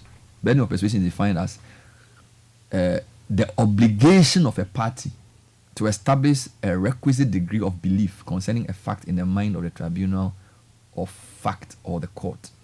The burden of persuasion may require a party to establish the existence or non-existence of a fact by preponderance of the probabilities or by proof beyond reasonable doubt. So he's quoting the provisions you've said as written in the law. Then he now comes to the submission of no case. This is paragraph 28 now. It says, there is no paucity of authority on when a court should hold that at the close of a prosecution of a case, the burden of producing evidence on the prosecution as per section 11.2 has been met sufficiently to warrant the accused being called upon to obey his defense. To my mind, the trial judge again properly stated the law and discussed the landmark cases applicable, such as the State versus Ali Kasena, Apalu versus the Republic, and the test on making a submission of no case as set out in those cases. 29. It is noted that the latest in the line of cases that details with the subject matter of submission of no case, together with the statutory provisions, is the case of Michael Asamoah and another versus Republic. Supra, Adina JSC, speaking for the unanimous court, referred to section 173 and 174 of the Act 30 as the applicable provision. She said, or which are as follows: acquittal of an accused when no case to answer, where at the close of evidence in support of the charge, it appears to the court that a case is not made out against the accused sufficiently to require him to make a defense, the court shall, as to that particular charge, acquit him. This is section 173. Let me repeat. Where at the close of evidence in support of a charge, this is by the prosecution, it appears to the court that a case is not made out against the accused sufficiently to require him to make a defense, the court shall, as to that particular charge, acquit him. Then it goes to 174, the defense. At the close of the evidence in support of the charge, if it appears to the court that a case is made out against the accused sufficiently to require the accused to make a defense, the court shall call on the accused to make the defense and shall remind the accused of the charges and inform the accused of the right to give evidence personally on oath or to make a statement. So I think this is clear for us to understand. Now, he then goes on to deal with, in paragraph 30, the principle behind the concept of submission of no case, that an accused person shall not be called to defend himself by way of evidence when there's no evidence upon which he may be convicted. Right? And then he goes on to how the learned justice went through that decision. And then he then deals with what he calls he deals with the competence of the grounds of appeal, because the grounds of appeal are listed, about 9 grounds. He tackles each one by one. So what is he doing here? He's dealing with the trial judge's judgment, but also dealing with the specific grounds that the appellant supplied to see whether those grounds are strong enough, or in his journey towards his conclusion. Yeah, so generally in law school they call it the IRAC. The what? The IRAC. So it's as in Iraq. Well, I mean, you can call it that. It's IRAC. IRAC. Yes. So you first of all state the issue. That's the I. What is the issue you are dealing with? Right. Now, what are the rules applicable? That's the R. So he would discuss the rules, the laws, everything. So issues, rules. That's right. Then you come to analysis or application of the same. Okay. So then you analyze the issue and the rules joining that's right. So you provide an analysis and then you come to a conclusion. So the C is the conclusion. Yes, C is the conclusion. So that is basically what he's doing. So the rubric he's using. So this IRAC. Yeah, that's right. So the issues are spelled out. The rules are the governing laws. That's right. The things he just read. The analysis is when you apply it. Yeah, where he himself is applying the law as he understands it to the facts. So what we the media do is we just go to the C. Yeah, that's right. And then just because we don't have time. So the conclusion is what we report. Which is okay. But we need to do the IRAC. Well, I mean, the A is complicated. Yeah. Wow. So I don't have time for all the A because the A is too plenty. So let's come to the C so we conclude, because this your thing is too much for me. IRAC. Wow. So I'm scrolling through the A. The A is a lot. He's analyzing the council's response. Yeah. So just find me the page where he comes to conclusion, because at least now you've established the A. Yeah. So that's disposition. So where is that page? Go on. Because it's plenty. They are even quoting. So by the way, who records all these things? Because there's even place where they quote question answer. No, so those are those are materials or part of the records of proceedings transferred to the Court of Appeal. So somebody records everything said in the court. No, so people record everything said in the court. Oh yeah, that's right. There are courtroom stenographers. Word for word. Yes, that's why we had the fast track court, right? So means you have to go down. Charlie, later court is not a small. Not at all. Not for children. Not at all. Hey. So I just want you've done the IRAC.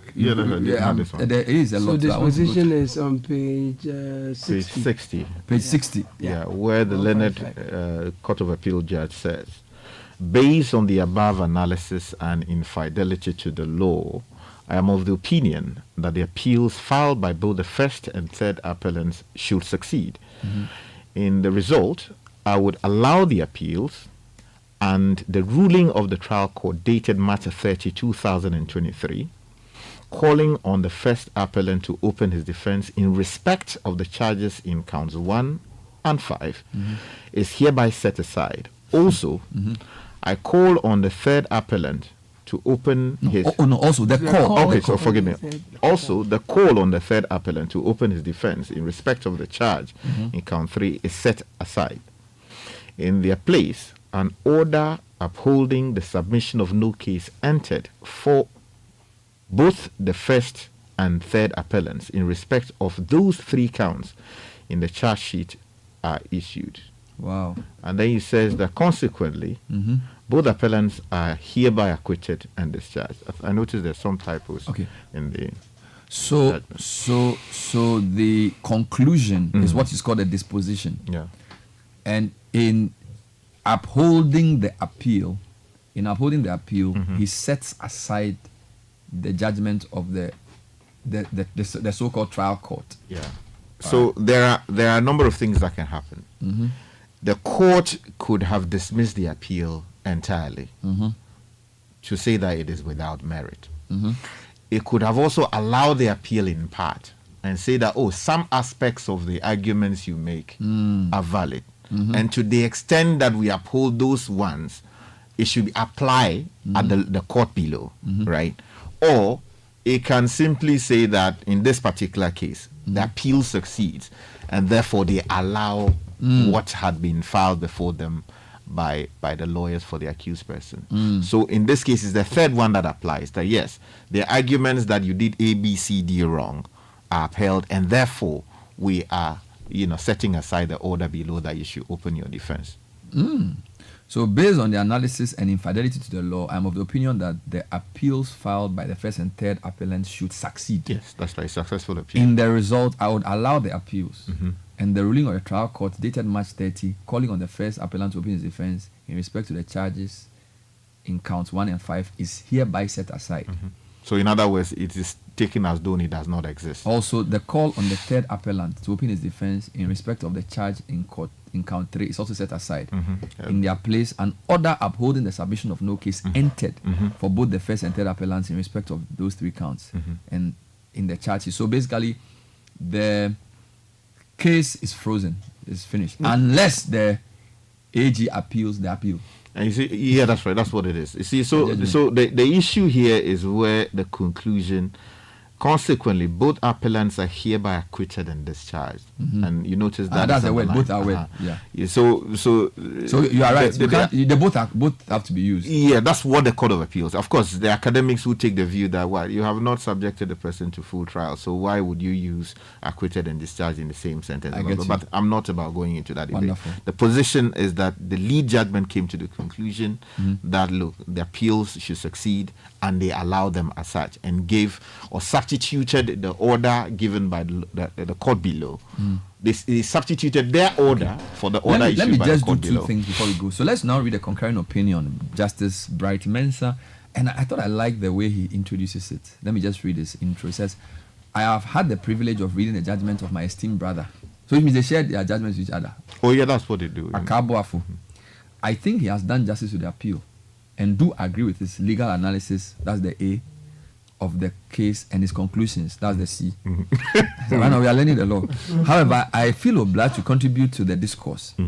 My contribution is principally a point of law as to what a prima facie case stroke evidence is.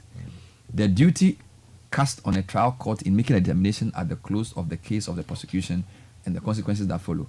Upon outlining the parameters of the law, I shall then proceed to apply same to the instant appeal and to satisfy myself whether at the end of the close of the instant case, the prosecution factually and legally made a sufficient case to warrant the call on the accused to enter or open their defense.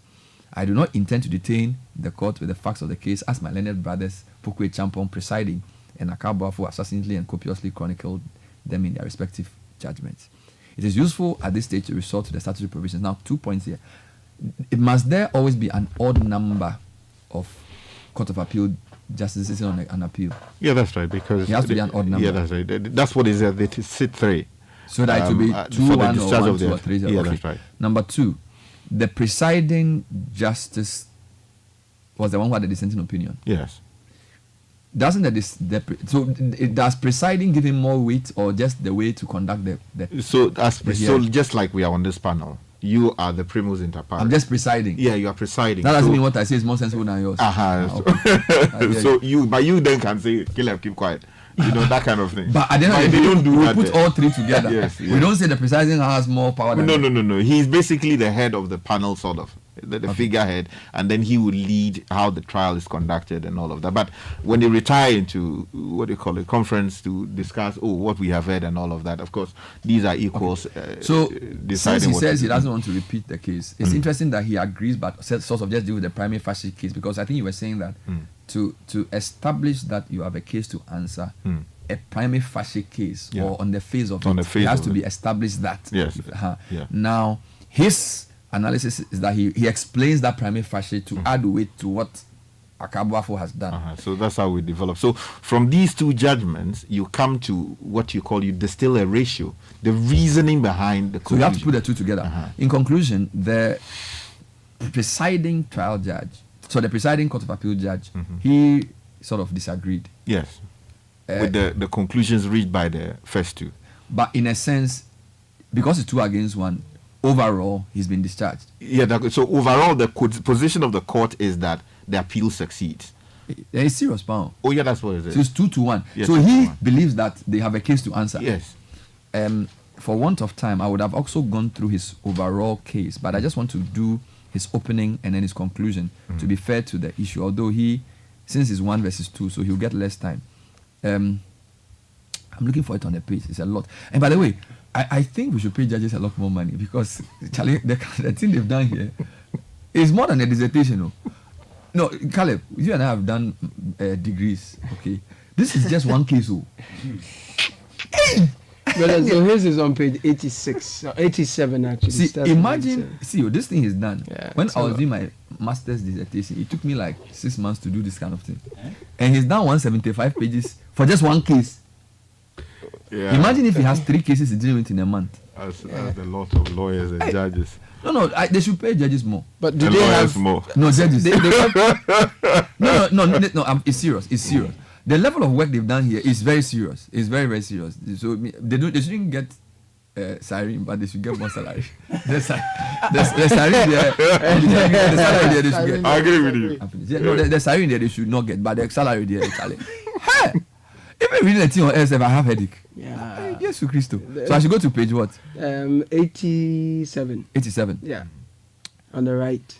Okay. 87. Yeah. Dissenting judgment. Yeah. I have had the opportunity of reading the lead judgment of my learned brother, Akabuafo, and the concurring opinion of my learned brother. Fred, give me 2 minutes. Mensa. So when they say JJA, what does it mean? Justice of the Court of Appeal. And JSC is what? JSC is the Supreme Court. Okay, so JJA. Okay. I'm unfortunately unable to agree with my learned colleagues, and I present my dissenting opinions as required. This is an appeal against the ruling of the High Court Financial and Economic Crime Division. In the ruling, the trial judge dismissed the application by the first and third accused for submission of no case and invited them to open their defense. He also goes on long.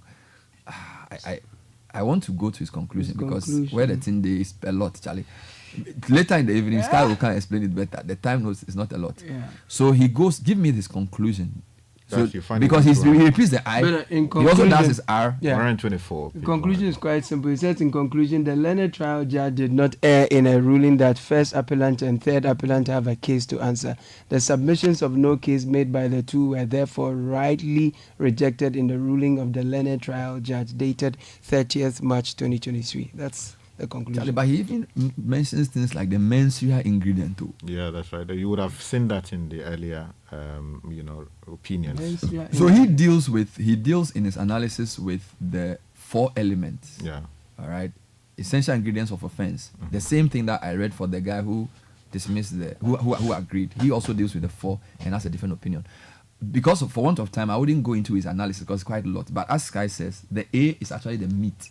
Mm-hmm. So the I is the issues we all know. The R are the rules around applicable, it. Yes. The A is where the arguments are actually analyzed. Yeah. And then the C is the conclusion. Yeah. So it's 2 versus 1. Mm-hmm. AG says is going to appeal. Yes. So will this go to another court of appeal or go to the Supreme Court? No, so it goes to the Supreme Court because if appeals from the Court of Appeal on matters like this head straight to the Supreme Court. And the Supreme Court will also look at these 3. So they will panel justices to sit on it. And then they will also review. So if the Supreme Court finishes and you say I'm not happy, where do you go? No, so you seek review of the Supreme Court's decision, and where the review does not favor you, that's it. But can't I take it to God? That one. so the only person I have the Supreme Court is God. Yeah, so you have to appeal to Caesar. No, seriously, Charlie. I think they should pay judges more money. This work. We'll take a breather. It's been a lot. I have 2 interviews to help me relax this morning.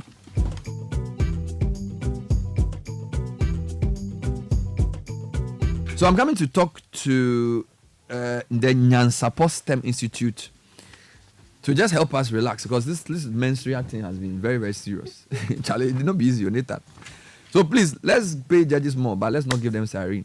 That's the point for today. We'll take a break. We'll be back with more. Stay with us.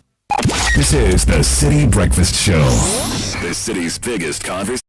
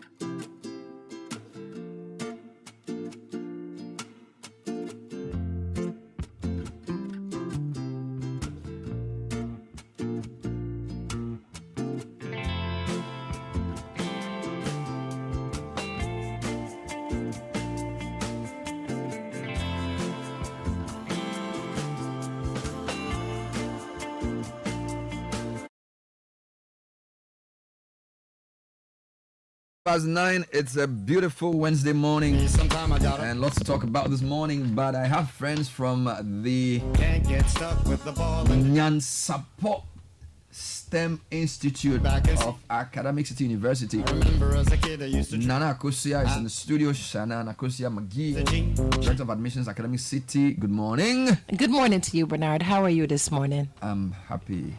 I'm great. And I have also Ugona Joseph Leon Okori.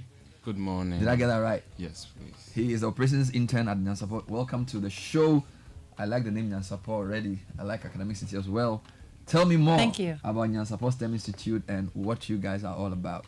Okay, so Nyansapo STEM Institute basically is sponsoring a boot camp this summer. It begins August 12th through the 31st. Okay. And we are looking for young people between the ages of 10 and up that are interested in STEM activities. Many of the classes will focus on robotics engineering, coding, and just giving students an advantage and a heads up. I think you know the director of admissions at Academic City University College, and we know that STEM is the direction of the future. Yes, so yes. it's for parents that are interested in giving their kids an advantage. 10 to what age? 10 to... We have young campers as old as, let's say, freshmen entering college. Okay. So we have different classes for different age levels. So if you're someone, say you're an art student and you're at Tech and you find yourself in a crowd for the summer and you want to learn coding, this is a good opportunity to do that. What are the details of the program that is happening? Of course, this is August 12th to 31st, right? So if you can tell me a bit more about the details. So, for example, what courses? Okay, so the courses that we'll be offering this summer is artificial intelligence and robotics, coding, 3D design and printing, augmented and virtual reality, and design thinking. You're rushing through this. These are very serious things you are saying. Oh. Artificial intelligence and robotics. Yes. Coding. Yes. 3D design. Yes. And printing. Yes, but you know, young people already engage those particular technologies. So a lot of young people, they have phones that they speak into. Yeah. So that is like an example of using AI, augmented reality. Young people are playing animated games. Yeah. It's nothing but augmented reality. So we're trying to shift our young people from being just a consumer, the person that engages the technology. To users, to creators. To creators, exactly. Wow. So now what is the intended impact? What's the benefit people coming to the STEM bootcamp will get? Okay, thank you. That's a good question. So the bootcamp offers numerous benefits. Participants will gain hands-on experience with latest technologies and tools, preparing them for future careers in STEM fields. And also the project-based learning approach ensures that students not only learn theoretical concepts, but also they try to solve like world problems. So we're just pushing young people to begin to think out the box, to get out of the house, to get their hands dirty, to start thinking about how to tinker with things in a problem-solving way. And you know, that's right in line with what we preach at Academic City University College, where we engage post-high school graduates to think about how to solve some of Ghana's national problems. Which is interesting. So, by the way, you had a graduation this weekend? Yes, we did. And in fact, Uganda graduated this weekend. Oh, right. What was your area of study? Business administration. Okay. Entrepreneurship. All right. And you graduated. So after 3 years or 4 years, how long did you study? 4 years. 4 years. I see. Yes. So, so what are you doing as part of this support thing? Are you working in there? Yes, please. I work for Madam Michelle Amako. Okay. Yes, please. So you're like an intern? Yes. But officially, I've graduated. You've graduated? Yes. From university? Yes, please. Wonderful. So now you're an employee. Yes. What was your experience like at Academic City? It was wonderful. I think the best thing about Academic City is you don't have to graduate and then go through the stress of, I'm graduating now, where do I have to work? Understand? There's a career service department. There's Madam Shannon, there's the admissions department. So they help you get to work before you have to get to work. So I don't have to stress about, now I'm graduated. How am I going to get a job? Let's talk about how parents can apply, or students for the boot camp. What do you need to do to get in the program? Okay, so there's a application process, but for today, what I'd like to do is give a number where if parents are interested, they can contact us directly. And that number is 053-711-7334. I'll repeat it again, 053-711-7334. And they'll call that number for an application form to fill out. Again, the campus for ages 10 plus, and it starts August 12th through 31st. All right. It's a day program, so it goes from 8 a.m. to 4:30 p.m. every day. And of course, it's based at Academic City University College, which is based in Hacho. And the program costs 4,700 CDs. However, there are installment plans available for participants, and we do offer scholarships. So we have some discounts and we have some scholarships, especially for our young women that are interested in coming. And the next 10 girls who register after this interview, after your show, are going to receive a 10% discount. The next 10 females who register after this interview will receive a 10% discount. Yes. So they register by calling. Yes, by calling that number 053-711-7334. Thank you. And this is for 10 plus. Yes. Age 10 plus. Ages 10 plus. One thing I want to say, though, that I did not mention yet, that Yanspo Institute is founded by Michelle Amwako, and she's a young Ghanaian female engineer, systems engineer based in Washington, D.C., where she works for the United States government. And what she wanted to do is to use her expertise as a way of giving back to her home country. Michelle was born in Agogo, Ashanti Achem, and this is near and dear to her heart. So I'm actually here as a representative to her, but because this is being hosted by Academic City University College, we also try to identify young people that would be interested in furthering their education at the tertiary level. So it's a holistic and full program. I'm sure parents are wondering, is this residential or will they are they day students? Thank you. It is both. We offer both residential and we offer day. So once they call that number, they can ask questions and get details in terms of about what are some of the other benefits that we offer. And this is it every day? Monday to Friday. Monday to Friday. And the residential component is the weekend. So it can be every day for the 3 weeks. I get it. So 8 a.m. to 4:30 p.m. Monday to Friday. Yes. And if they want to stay on campus, you can arrange that. Maybe they're coming from Kumasi or something, or whatever. Interesting. Exactly. Does coming for Nyansapo boost my chances of getting admission at Academic City? So maybe I'm 16 and I'm in my 11th grade, and then I come for Nyansapo's whatever, and then will that help me when I'm applying? Oh, that's a good question. It absolutely will help you, and I'll tell you how. We go all over West Africa looking for the best and the brightest students. I go to every region. I've been to all of the top high schools, and even some of the high schools that if I find a parent or an educator or a teacher and they say, oh, we want you to come to our school, we definitely go looking for good talent for Academic City University College. If you come to my campus, I think you've been there. Every student you meet, definitely they'll make an impact on you. Wow. Yeah, these are all students working on amazing projects. We have students working on the next medical breakthroughs, students working on how to improve breast cancer.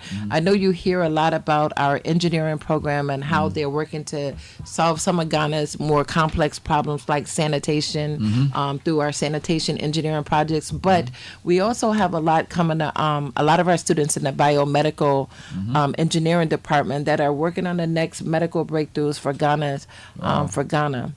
So, all right, guys. So you heard it first on Citi Breakfast Show. We've been speaking to Shannan.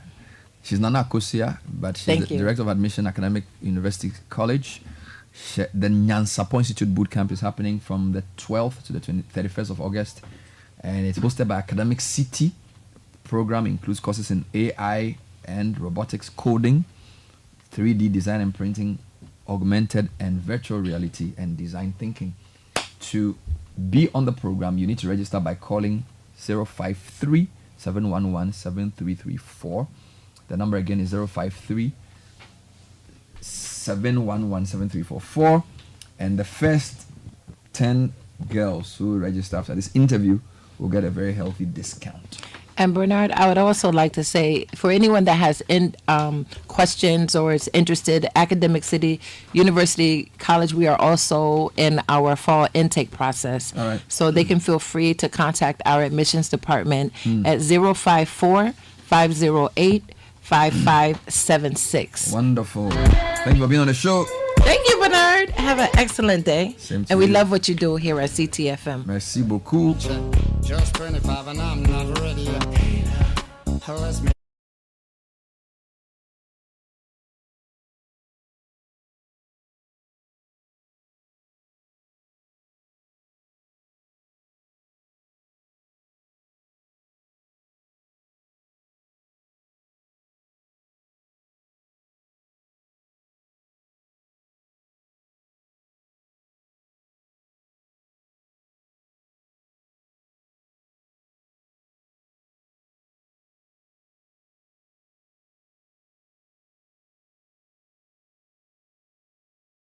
somebody money with Express Pay and put a smile on the face. Now, you send 100 CDs, you only pay 1 CD. You send 200 CDs, you pay only 2 CDs. And if you send anything above 1,000 CDs, you pay only 10 CDs. Think about that. Think about that. So this is the month of July. Today is the last day of July. Apart from the fact that you pay very low rates, the Express Pay is also filling the car tanks of many lucky customers. So one lucky person a day gets to get their tank filled if you spend 500 CDs or more this morning or on anybody. So download the Express Pay app now. Very simple payments, really great app. They'll fill your tank for you if you win. And this is really to send money in partnership with Visa cards, right? So send me some money this morning with a Visa card, whether it's Stanbic, Ecobank, Stanchart, Absa, Fidelity, FBN, Cal, First Atlantic, or GT Bank. Ghana Economic Forum is on the 8th of August, Mevenpick Ambassador Hotel, 9 a.m. Guest speaker, Dr. Addison, Governor of the Bank of Ghana, is on the theme. What's the theme? Unlocking Opportunities, Re-engineering Ghana's Economic Model for Sustainable Development. This is organized by BNFT in partnership with KPMG, Arthur Energy, and other partners. Citi FM, Happy FM, YFM, ZFM, TV3, Asasi Radio are all media partners. Call 0209-457-427 or go to GhanaEconomicForum.com for more information. DSTV is having some great programs this Olympic season. Paris 2024 is already here. From July 26th to 11th August, DSTV is bringing you the best coverage of every moment live and in HD. Tune in to catch our athletes Benjamin Azamati, Joe Paul Amoa, and our 4x4, 4x100 relay team as they take on the world's best. Now, renew your subscription. Dial star 579 # to follow the Paris Games on DSTV. And let me announce for one more time a big event today. It's called the Odadia Dialogues, and it's happening at the EcoBank head office. I'm hosting that event today. With the ball and the chain. Oh yes, so we're having a conversation with Frank Edu. Come back and see me in 2 years. And he's speaking. He has so many things to say. More grounds to gain. So the theme is so much things to say. Conversations under the baobab tree. I need to be sure. And it's a dialogue on constitutional reform. In school, I wasn't popular. Other important issues. Discussants Dr. Kojo Pumpuni Asante of CDD. Clara Kasati, Ghana School of Faculty of Law. Chairman Reverend Benzamakwe. All are invited. It's 4 p.m. at the EcoBank head office auditorium, 2 Morocco Lane, Independence Avenue in Accra. Yeah, so at EcoBank head office auditorium, 2 Morocco Lane, Independence Avenue. So yeah, see you there today, 4 p.m. We'll be talking constitutional review. All right, so I have 2 lovely ladies in the studio. Felicia Edu. Who's Felicia? Felicia Edu is the sales manager at Trazaco. Felicia, welcome to the show. Hi, thank you. Good morning. How are you doing? I'm well. Yourself? I'm looking forward to the house you are coming to give me. Ruth Saki is the sales executive from Trazaco, and today we're going to talk about, is it Akaya or Ikea? Akaya. Akaya by Trazaco. Wow, sounds really nice. So, ladies, welcome again. Thank you. Let me start with Ruth. Since Felicia Ruth. So yeah. So what is Akaya? What is Akaya? All right. So Akaya simply means Akaya. safe haven. So we are assuring you safety. All right. And comfort. All right. Safety and comfort. Yeah, exactly. With exclusivity. Is it? So the project is actually Akaya by Trisaco. Akaya by Trisaco. Yeah. All So it's an exclusive master plan estate in Pantine, developed by Trisaco. All right. And we are promising you modern architecture and interiors coupled with functional layout to create a living and inspiring environment for all. Charlie, you are using words for functional. Layout. Absolutely. Modern architecture. Perfect. Inspiring living environment. Stylish apartments. Yes. And these are in what categories? How many bedrooms? 1, 2, 3, 4? Yeah, so it comes with a very stylish 2-bedroom apartment. All right. The ground floor has a very nice garden. All right. And if you're on the first or second floor, you enjoy a beautifully designed rooftop terrace. And then we have expansive 3 and 4-bedroom townhouses as well. So you have options to choose from. Yeah. What problem are you solving here? Maybe let me ask Felicia. What problem are you solving here, and what necessitated this this whole project? Yes. Well, that's a good question. Trisaco, we honestly we need no introduction. We've done a lot. You can see Valley, you can see Villaggio, both very iconic. We decided to do something a bit more middle income, something to meet the market halfway. Okay. Now, when it comes to real estate in Ghana, Ghana, we are doing well. I mean, we are top 5. You talk about South Africa, you talk about Rwanda, Kenya, and so on. Nigeria. And then Ghana is there. Exactly, we are there. So a lot of people, a lot of investors are looking at Ghana when it comes to investment. And usually it's high-end because we are all of the notion that high-end properties fetch you good ROI. But Trisaco, we don't usually do the normal, do we? I mean, we started Valley when Adrian Ghana was nothing. And we put a lot of value to Adrian Ghana. Okay. So same with this project in Pantine. We are meeting the market halfway. We realize that real estate shouldn't just be for the top 1%. Okay. We should open the market for the Ghanaians, for anyone who is looking to do more with their money, not just spend it and go on vacation. It's something a bit more substantive. Exactly. So for Akaya, the reason why we brought up this project is just to allow people to live that luxury life without breaking their bank. I like that. And you're saying this is more middle level, not exclusive 1%. Exactly. So they are the target. They are the target. So let's talk about the facilities or amenities that are associated with Akaya. If you can break it down a bit more.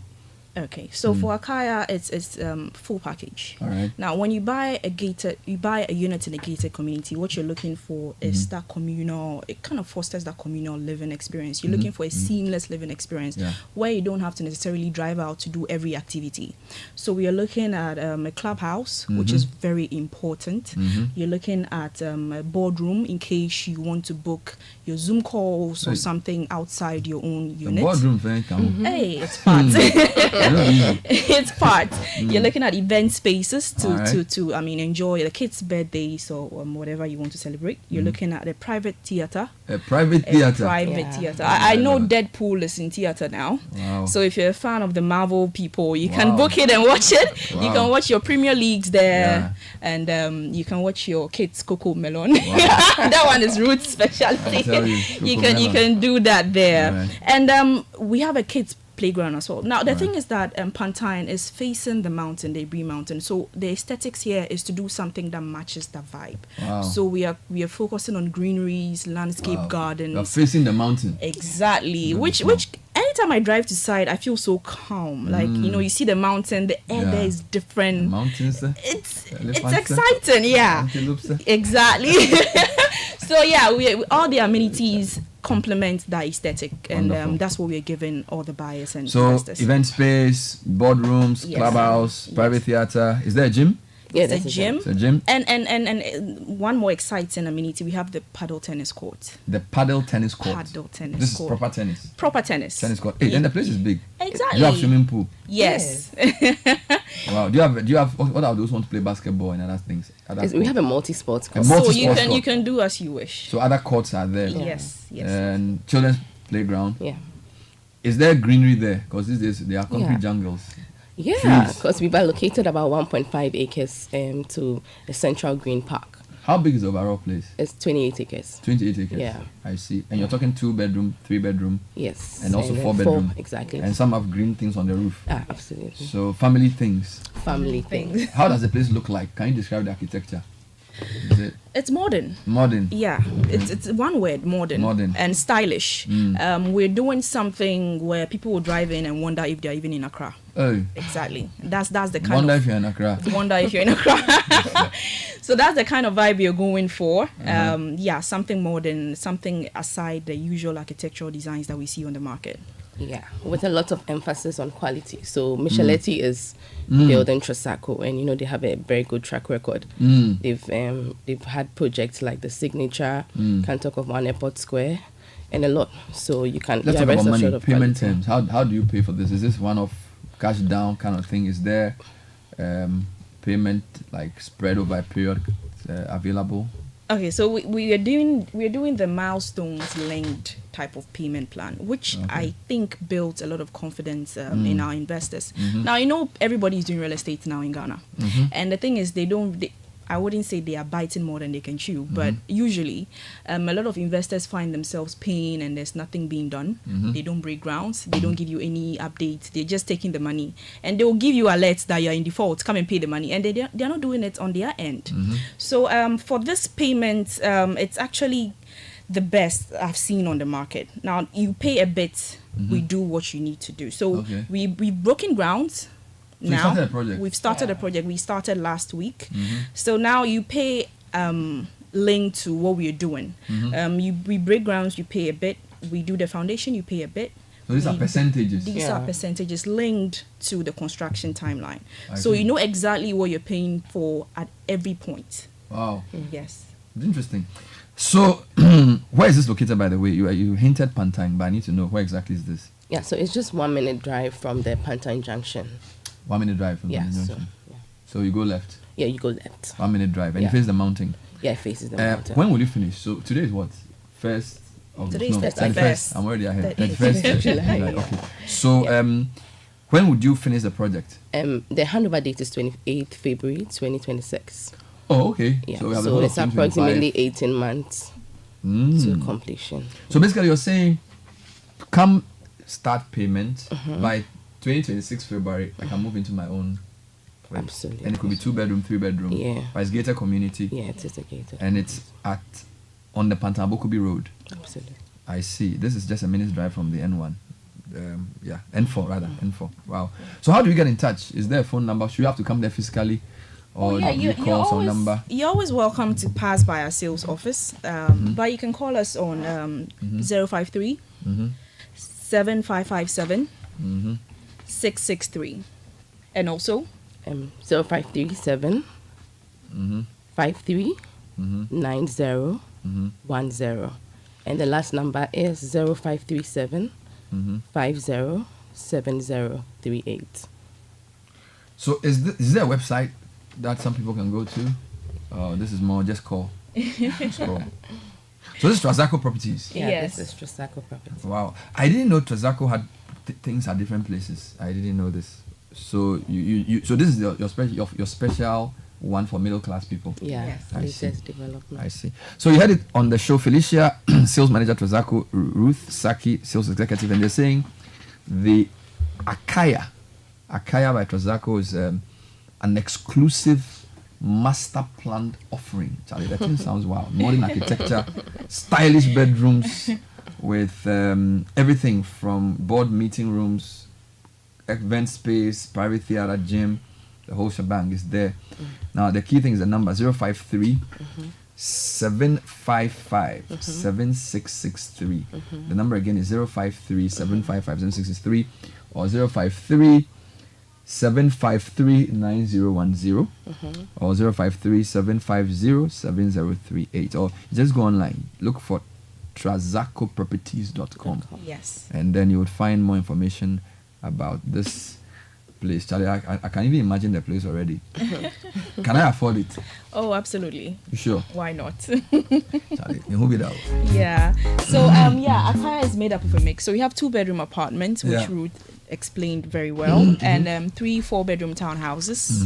The starting price now, since we've broken grounds, we are having a special promo. Okay. So this is the best time to come on board, to be honest. So for the 2-bed, you're looking at around 2 million Ghana City. No, you're in Ghana City. We are in Ghana City. You have repented. Exactly. Just as I said, we are meeting the market halfway. So we're in Ghana City. So you're looking around 2 million Ghana which City you can for the break starting. down into. Exactly, into the payment linked milestones thing. So there's foundation, there's then the first level, and then of course the fixtures and fittings. So if you pace yourself by 2026 February, you will have your building. Of course. So you don't need to drop the 2 million today. No, not at all. Unless you want, which I would love it. And you said this is middle class. This is middle class. And then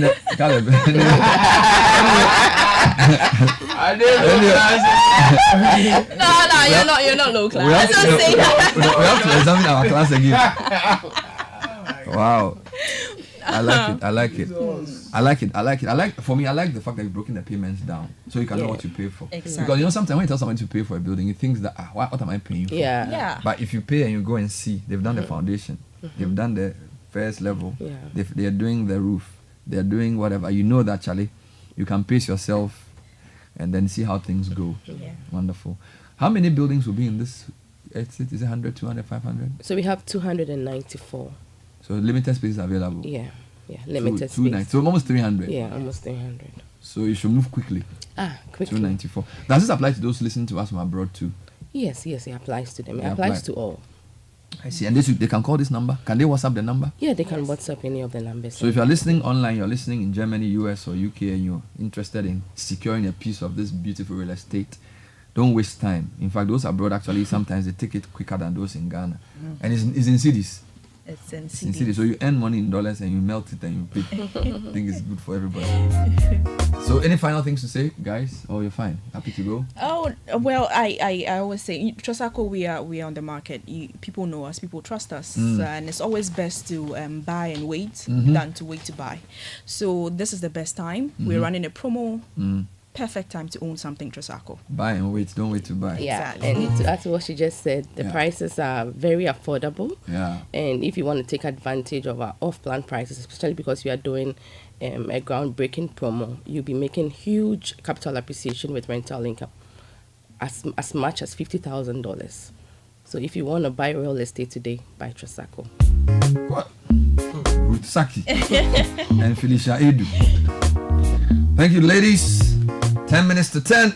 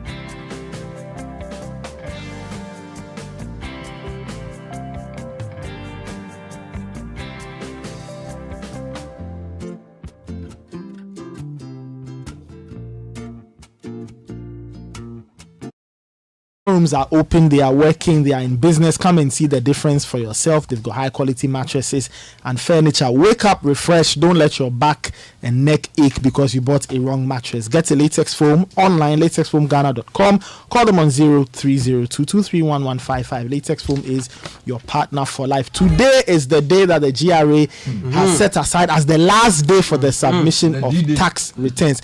After today, if you don't submit your tax return, especially if you've been registered for VAT, NHI, Get Fund, Levy, and Communication Service tax, if you don't file today, there's a 500 CD penalty and an extra 10 CDs for each day that you decide that you won't file. Don't let that be your story. Go to the GRA. They've got 23 designated banks, or you can use the Ghana.gov platform or star 222#.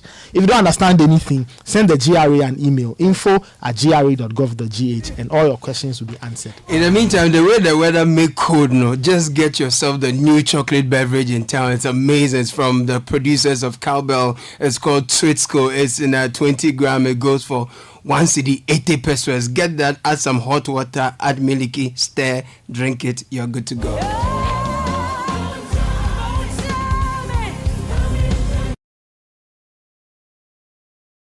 Has moved fast. I want that place.